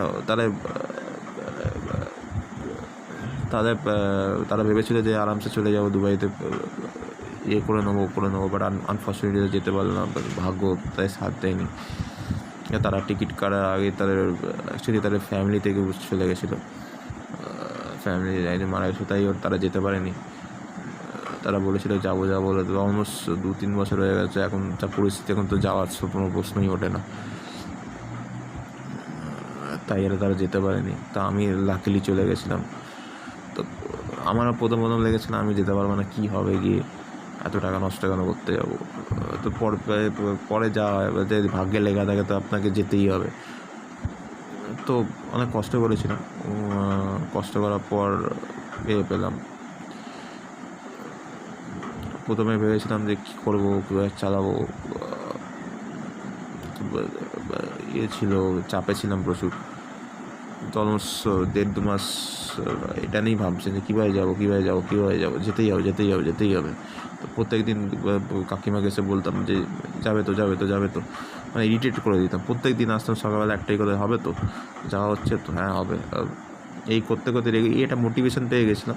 এই মোটিভেশনটাকে ধরে অলমোস্ট লাস্ট দিন হচ্ছে, তো সেদিনকে বলছিলাম কালকে যাওয়া হচ্ছে, তো এরকম এই লেভেলে মানে ডেসপারেট ছিলাম যে যাবো, মানে যেভাবে যাওয়াই হচ্ছে। তো আমার মাঝখানে অনেক বাধা এসেছিলো, ফ্যামিলিতে অনেক প্রবলেম হয়েছিল, তবু সব বাধা কাটিয়ে আমরা দুবাই জার্নিটা সাকসেসফুলি করেছি। তো থ্যাংক ইউ সবাইকে, স্পেশালি পিসাকে, ভাইকে, অনেক হেল্প করেছিল, অনেক করে, মানে জার্নিটা সাকসেসফুল করার জন্য ওদেরই পিছনে ক্রেডিট দেবো। ওরা না থাকলে আমার হতোই না জার্নিটা। তো বিগ থ্যাংক ইউ। তো ওরা থাকলে এমিরেটসটায় মুখটাই আর দেখতে পারতাম না, এমিরেটস কী জিনিসটা, যে এক্সপিরিয়েন্স, দুবাইটা কি এক্সপিরিয়েন্সটাই হতো না। তো আমি এই এক্সপিরিয়েন্সটা আমার মোটামুটি যতদিন বেঁচে থাকবো ততদিন মনে রাখবো। যা ব্যাস প্রশ্নটা হচ্ছে যে আমি এতদিন পরে ভিডিওটা কেন বানাচ্ছি, ভিডিওটা বানানোর মাকসাদটা কী? এইটাই ভিডিওটা বানানোর একটাই মাকসাদ যে আপনারা জানুন যে বাইরে দেশে যারা যায় তারা অনেক হিউজ ল্যাভিশ কিছু করে না, যারা ঘুরতে যায় মানে এমন খুব একটা খরচা, মানে সাধারণ মানুষ যেতে পারে, যেটা মিডিল ক্লাস লোকও যেতে পারে, যে কোনো লোক যেতে পারে, প্রচুর লোক জামাচ্ছে। যখন আমি এয়ারপোর্টে গেছিলাম প্রচুর লোক আছে, তারা বলেছে তারা আমি কাজে যাচ্ছি, কাজের সূত্রে বাইরে যাচ্ছি, এমনকি তারা লিখতেও যায় না। তারা আমাকে দিয়ে বলে ইমিগ্রেশনে আগে একটা ফর্ম দিয়েছিল, তাদেরকে লিখতে হয়েছিল, তাদেরকে হেল্প করছিলাম। অ্যাকচুয়ালি আমি হেল্প করি না, আমি বলে দিচ্ছিলাম যে এই করুন করে। আমার হাতের লেখা সত্যিকার খুব খারাপ, খুব জঘন্য, তাই ওদেরকে বলছে। তো আমি ওদেরকে দেখে একটা জিনিস রিয়েলাইজ করলাম যে ওরাও কাজের সূত্রে বাইরে যেতে আমাকে যেতে পারবো না। খুব একটা চাপ না, আমি বলবো যে আপনি যদি লিমিট বাজেট রেখে চলেন তাহলে আপনি আরামসে পারবেন। লিমিটটা থাকা খুব দরকার, একটা বাজেটের লিমিট। যেমন থাইল্যান্ড আপনার বিশ্বাস হবে কিনা আমি জানি না, কারণ থাইল্যান্ডের লোকে 50,000 ঘুরতে যায়, 60,000, কিন্তু আমি মনে করি 25,000 ঘোরা যায়। আমি এরকম গল্প আছে 25,000 লোক ঘুরে এসছে, ওরমভাবে থেকেছে, খুবই সস্তা আছে ওখানে। হোস্টেলে যদি আপনি এক্সপ্লোর করতে পারেন 600-700 টাকা আপনি থেকে যেতে পারেন, 200 টাকা, ওখানে 200 টাকারও রুম আছে, 2,000 টাকা 20,000 টাকার রুম আছে, আপনি ডিসাইড করুন আপনি কিসে থাকবেন। সেই হিসাবে একটা এক্সপিরিয়েন্স দিয়ে বললাম। দুবাইতে প্রচুর জায়গা আছে যেটা হোটেলস 5,000-ও আছে, 3,500-ও আছে, 3,000-ও আছে, কিন্তু ওটা আপনার অড লোকেশানে হবে, আর কিছু না। আপনাকে সেই হিসাবে অ্যাডজাস্টমেন্ট করে নিতে হবে। আপনি হোটেলে খাবার খাবেন, আপনি বাইরে রেস্টুরেন্টে, ওখানে রেস্টুরেন্ট পুরোপুরি পরিষ্কার, আপনি চোখ বন্ধ করে বিশ্বাস করে খেতে পারেন।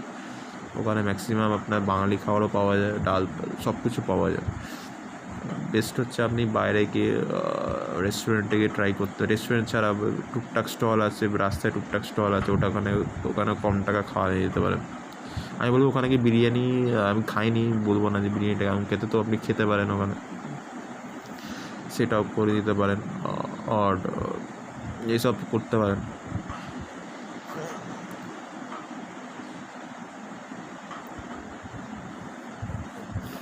তো এই ছিল এক্সপিরিয়েন্স। তো আমি নেক্সট ব্লগে আমি হাউজিং ট্যুরটা দেখাবো আমার, আমি কোথায় থাকি একটু নিজের ব্যাপারে বলবো। এরপরে স্টার্ট করলাম আমি দুবাই ব্লগটা দিয়ে। আমি খুব একটা ওই দুবাইয়ের ব্যাপারে কোনো বাইরের দেশে ট্রাভেল করিনি। আমি লাস্ট ইয়ারে দার্জিলিং ট্রাভেল করেছিলাম, সেটা ব্যাপারেও বলবো। ওটাও খুব ভালো একটা এক্সপিরিয়েন্স, ওটা ফ্রেন্ডসদের সাথে গেছিলাম, ওরা মোটামুটি খুব ভালো এক্সপিরিয়েন্স আছে। আমি অবশ্য ভিডিও ব্লগ বানাই না, খুব অড লাগে সবার সামনে ব্লগ বানাতে, অতটা না, আমি অতটা কমফোর্টেবল না, আমি একাটাই বেশি কমফোর্টেবল। আমি ম্যাক্সিমাম ব্লগকে আমি দেখি একাই ক্যামেরার সামনে কথাবার্তা বলে ব্লগ করে, কেন লোক ফোক থাকলে একটা অড লাগে। আমার এখনও মনে হয় আমার অনেক ব্লগারকে দেখেছি যারা একা ব্লগ করে, সেই ব্লগটাই বেশি বেটার লাগে। নিজে কমফোর্ট জোনে আছে, নিজে বাড়িতে বসে ব্লগ করা খুব ইম্পর্টেন্ট। সো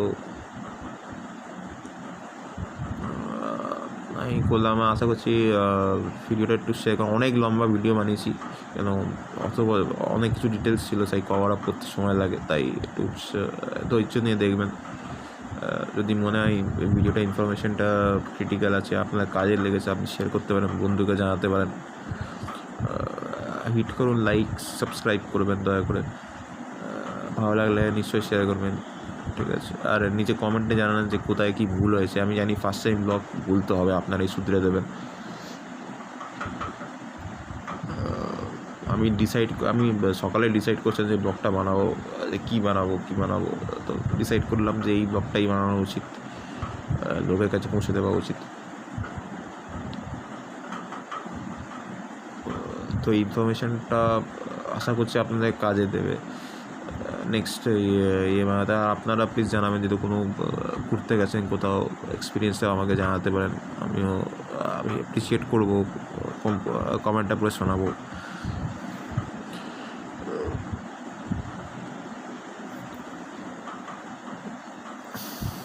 এই আচ্ছা, তো মোটামুটি এইটা অ্যাকচুয়ালি রুম আমার। সো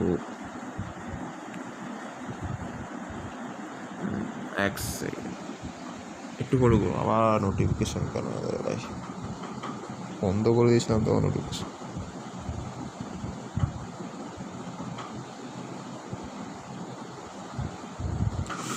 দেখছি আপনার দূরের জিনিস থাকে আপনাকে দেখাতে পারে, আমাকে খুঁজতে হবে অ্যাকচুয়ালি কোথায় যে বোর্ডিং পাস করে আমাকে খুঁজতে হবে। আপনি আচ্ছা নেক্সট পাকে আপনাকে দেখাবো যে বোর্ডিং পাসগুলো আমি দেখাবো আপনাকে,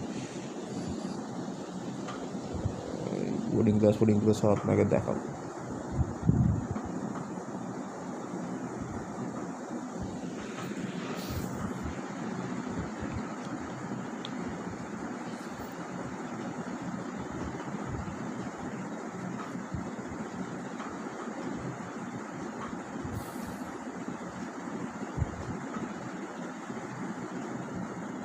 কটা বাজে আজকে আবার বাড়িতে আবার পুজো আছে, যেতে হবে নিচে পিছিয়ে দেখতে হবে যে কীরকম হচ্ছে। সকাল থেকে কিছু খাইনি এখনো,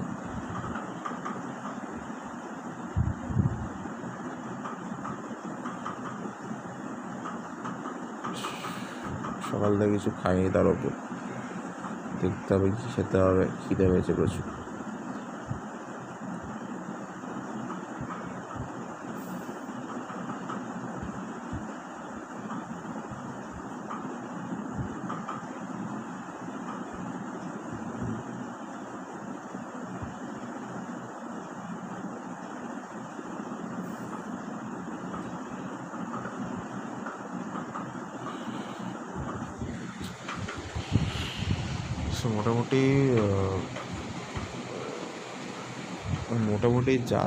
মোটামুটি তো দুবাইতে ম্যাক্সিমাম ভিডিওই করেছি, চাইলে বলতে পারতাম অনেক কিছু, বললাম না যেহেতু। আর দুবাইতে যে সময় ক্যামেরা ইউজ করছিলাম সেটা স্যামসাংয়ের ক্যামেরা ছিল, ভালো ক্যামেরা ছিল, সেটা আমি বলছি না। আমি ম্যাক্সিমাম ভিডিওই করছিলাম, কেন আমি দিদি ফটো তুলছিলাম, আমি ভিডিও তুলছিলাম। 16 GB একটা কার্ড নিয়েছিলাম, 16 GB কার্ডও ফুল হয়ে গেছে, মেমোরি কার্ড, ভিডিও তুলতে। সো অনেক মোমেন্টস আছে মিস করে গেছি, তোলা হয়নি, ক্যাপচার করা হয়নি। আর মনে হয় আমার বেশি জিবি নিয়েই বা পসিবল যে 100 GB, মানে 64 GB 128 GB নিলেও বেটার ছিল। প্রচুর জিনিস আমি তুলতে পারিনি, সেটা আমি রিগ্রেট করি এখনও। আপনার দেখাতে পারলাম না সেই রিগ্রেটগুলো, কিন্তু দুবাইয়ের ভিডিও আমি অলরেডি পোস্ট করে রেখেছি। টুকটাক একটা ভিডিও, একটা কম্পিটিশন বানিয়েছি, মিউজিক দিয়ে একটা কম্পিটিশন বানিয়েছি, সেটা পোস্ট করে রেখেছি, পারলে দেখুন। ওখানে এমিরেটসের ফ্লাইটটা নিয়ে আসে অ্যাকচুয়ালি প্রথমটা, তারপরে আমি আর পোস্ট করিনি, পোস্ট করাটা খুব চাপের আছে। আশা করছি আমার এই বছরটা প্ল্যান আছে তো আবার যাওয়ার, যদি অ্যাকচুয়ালি প্ল্যানটা হয়ে গেছিলো, কিন্তু এই করোনা ভাইরাসের জন্য সব প্ল্যান ধসে গেল। দেখি কি হয়।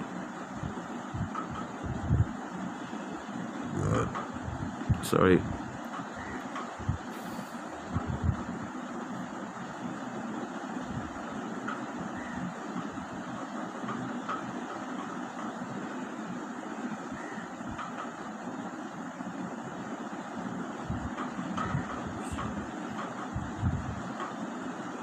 দেখি কী হয়। এবার আমি টিকিট এখন তো টিকিট ফিকিট কিছু দেখা যাবে না, আপডেটের জন্য কিছু টিকিট ফিকিট দেখা যাবে না।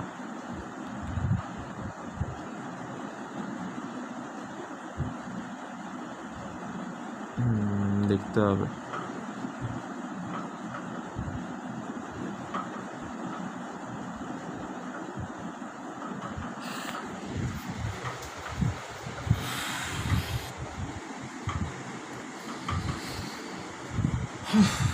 টায়ার সকালবেলা উঠে ব্লগ বানানো একটু ডিফিকাল্ট, বাট ফ্রেশ লাগে বেশি ব্লগ বানাতে গেলে।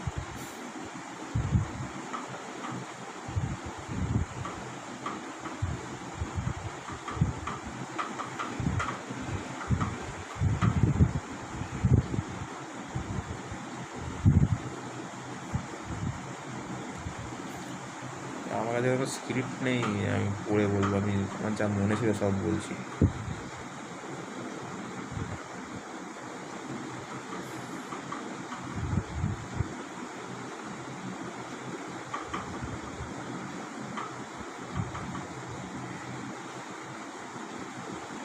কুড়ি মিনিট, 20 মিনিটস, 73% চার্জ হয়ে গেল, বিশাল ব্যাপার।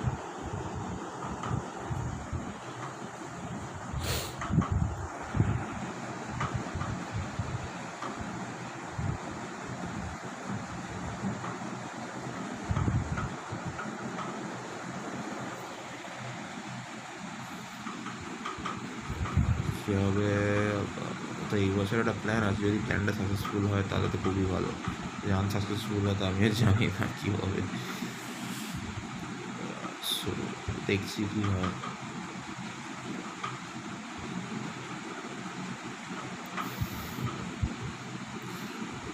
নেক্সট ব্লগে রুমটা দেখাবো, ছাদে বাদে ছাদ ফাদে রুমটা দেখিয়ে দেবো, আমার রুমার বাড়িটা দেখিয়ে দেবো। এখনও দেখাচ্ছি না, পরে বলবো। কালকে ছাদে নেই বলছি, কালকে ছাদে আপনাকে একটা ব্লগ বানিয়ে দেখাবো, ছাদে কী করতাম ছোটোবেলা সব বলবো।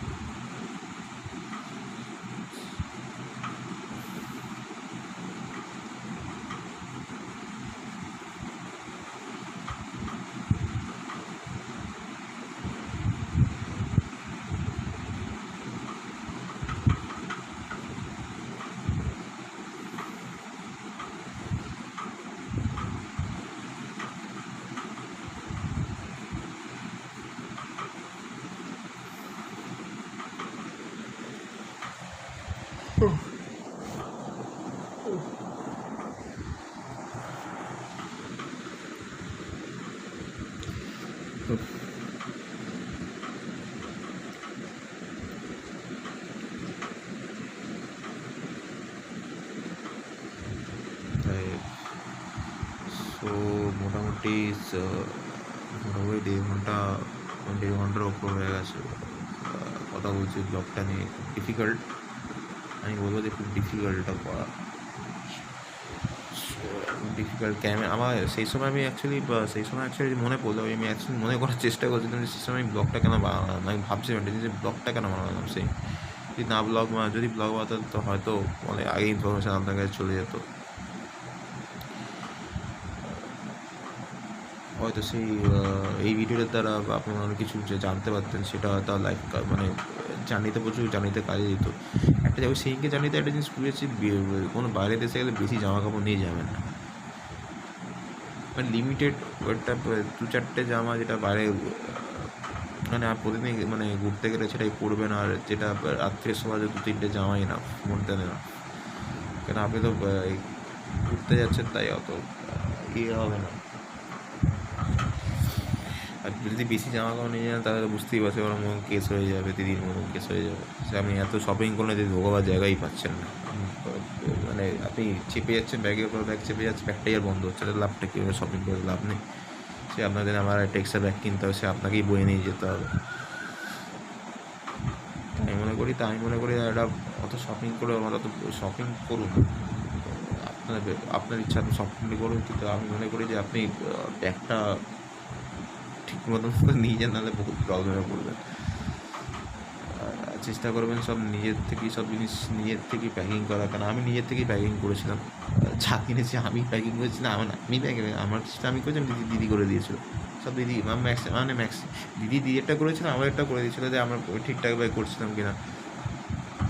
মানে যত বেশি জামা হবে তত বেশি আপনারই খাটনি বাড়বে। তো আমি চেষ্টা করি আমি ম্যাক্সিমাম জার্নিতে আমি শিখেছি যে আমি দুবাই যাওয়ার আগে আমি প্রচুরবার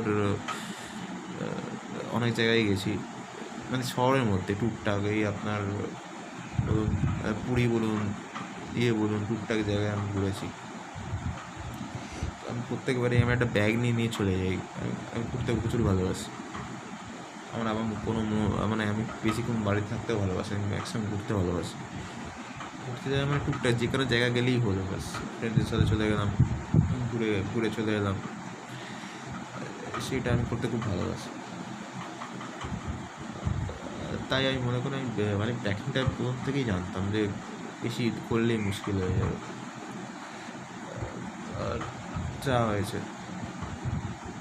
আর দুবাইতে একটা ভুল, দুবাই হচ্ছে ইন্টারনেটের প্রচুর দাম হয়, আপনার রাউটারের নেট প্রচুর দাম। ভাবুন, ওখানে আমি এটা জিনিস ফিল করেছি, ওখানে কোনো প্লাগ পয়েন্ট সিস্টেম খুব একটা মানে নেই, মানে দেওয়ালে এরকম সুইচ বোর্ড করা আছে ওই সিস্টেম ওখানে নেই। ওখানে এরকম আপনার এক্সটেনশন কর্ড আছে, ওখানে আমি ল্যাপটপের চার্জ ওখান থেকেই করে রেখেছিলাম। এক্সটেনশন করে প্লাগ ঢোকালাম, প্লাগ ঢুকিয়ে ওখান থেকেই ল্যাপটপ কাজ করছিলাম, টুকটাক ইয়ে করছিলাম।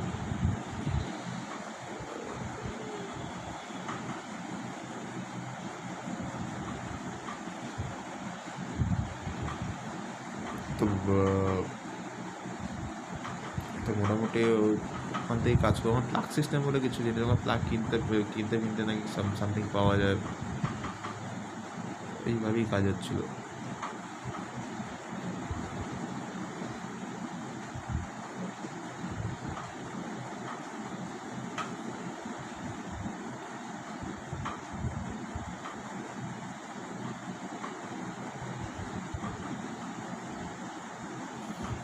এই হলো মোটামুটি, এইভাবেই কাজ করছিলাম।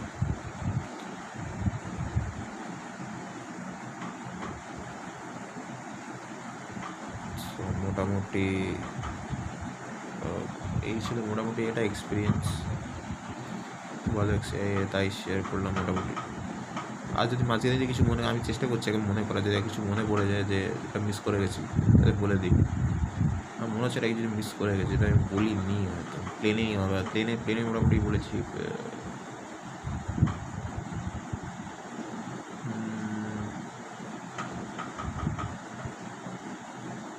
হ্যাঁ, এটা মনে পড়েছে। ডোনাট, ওখানে ডোনাট থেকে শুরু করে ডোনাট আর ওখানকার ডোনাট আর এখানকার ডোনাট পার্থক্য কাঁচা। এখানে প্রচুর কাঁচা পাওয়া যাবে, ওখানে পুরো ফ্রেশ আর নিউ, একদম খেয়ে নেবেন, এত টেস্টি মনে হবে যে আপনার মনেই হয় না। হ্যাঁ, ওখানকার রুটি নিয়ে গেছিলাম, হ্যাঁ মনে পড়েছে। তো ওখানে আরেক টাইপের অনেক রকমের রুটি পাওয়া যায়। একটা রুটি আছে মোটামুটি, আপনি পিজার চেয়েও বড়ো রুটি, মানে লার্জ পিজা তার চেয়েও বড়ো রুটি পাওয়া যায়। ওই রুটিটা মোটামুটি ওটা একটা খেলে আপনার পেট ভরে, কিন্তু খুব পাতলা, এরম বড় না। আর ওটায় আপনি বসেও যেতে পারেন, এতটা বড় রুটি, বুঝতে পারছি কি বড়ো রুটি দিয়ে আমরা খেয়েছি, এটা মনে পড়েছে। তো ওখানে একটা অনেক টাইপের রুটি পাওয়া যায়, অ্যারাবিয়ান, যায় না কীভাবে বানায়, ওখানে অ্যারাবিয়ান ইয়েটা পাওয়া যায়। সো অ্যারাবিয়ানের আর একটা টাইপের রুটি, ভুলে গেছি নামটা, অ্যাকচুয়ালি মনে পড়ছে না। সেকেন্ড যে রুটিটা হচ্ছে সেটা আমি এখানে নিয়ে, সেটা আপনি এক সপ্তাহ রেখে খেতে পারেন। এটা হচ্ছে ফুডে, ওটা ওখানকারই,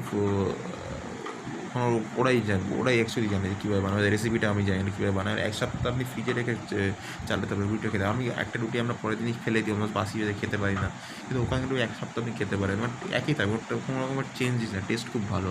রুটিটা নরম থাকে, থাকে, এটা জানি না কীভাবে হয়। আমি কি নিয়ে এসেছিলাম, অনেকগুলো রুটি নিয়ে এসেছিলাম, এখানে এসে রেখে দিয়েছিলাম। হ্যাঁ দুবাই, আরে হ্যাঁ এখানকার আর ওখানকার প্রাইসের প্রচুর ডিফারেন্স। ডিউটি ফ্রির প্রচুর দাম হয়। আপনি এয়ারপোর্টে ওখানে যা দাম, ডিউটি ফ্রি এখানে প্রায় 600 থেকে 700 টাকা বেশি দাম। এটা আমি ফিল করেছি, এটা আমি দেখে হচ্ছি। আমি যাই, আমি রিজন জিজ্ঞেস করি না। আপনি এখান থেকে যদি আমি অ্যালকোহল বেস কথা বলি, তো আপনি এখান থেকে ম্যাক্সিমাম 2 লিটার, ম্যাক্সিমাম এখান থেকে 5 লিটার অবধি ক্যারি করতে পারেন, ডিপেন্ডিং অন দ্য ডেস্টিনেশন, কোথা থেকে কী করছে। ওখান থেকে এখানে মিনিমাম এখন 1 লিটার করে দিচ্ছে, আগে 2 লিটার অ্যালাউ করতে অ্যালকোহল, এখন যাই না কীভাবে চেঞ্জেস করে দিয়েছে।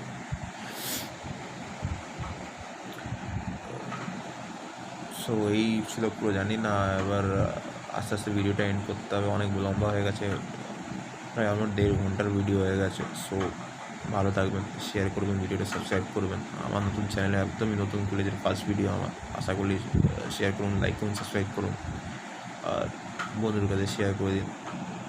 Thank you very much, take care, bye bye. Next ব্লগে আমার আসবে, দেখা হবে, টাটা।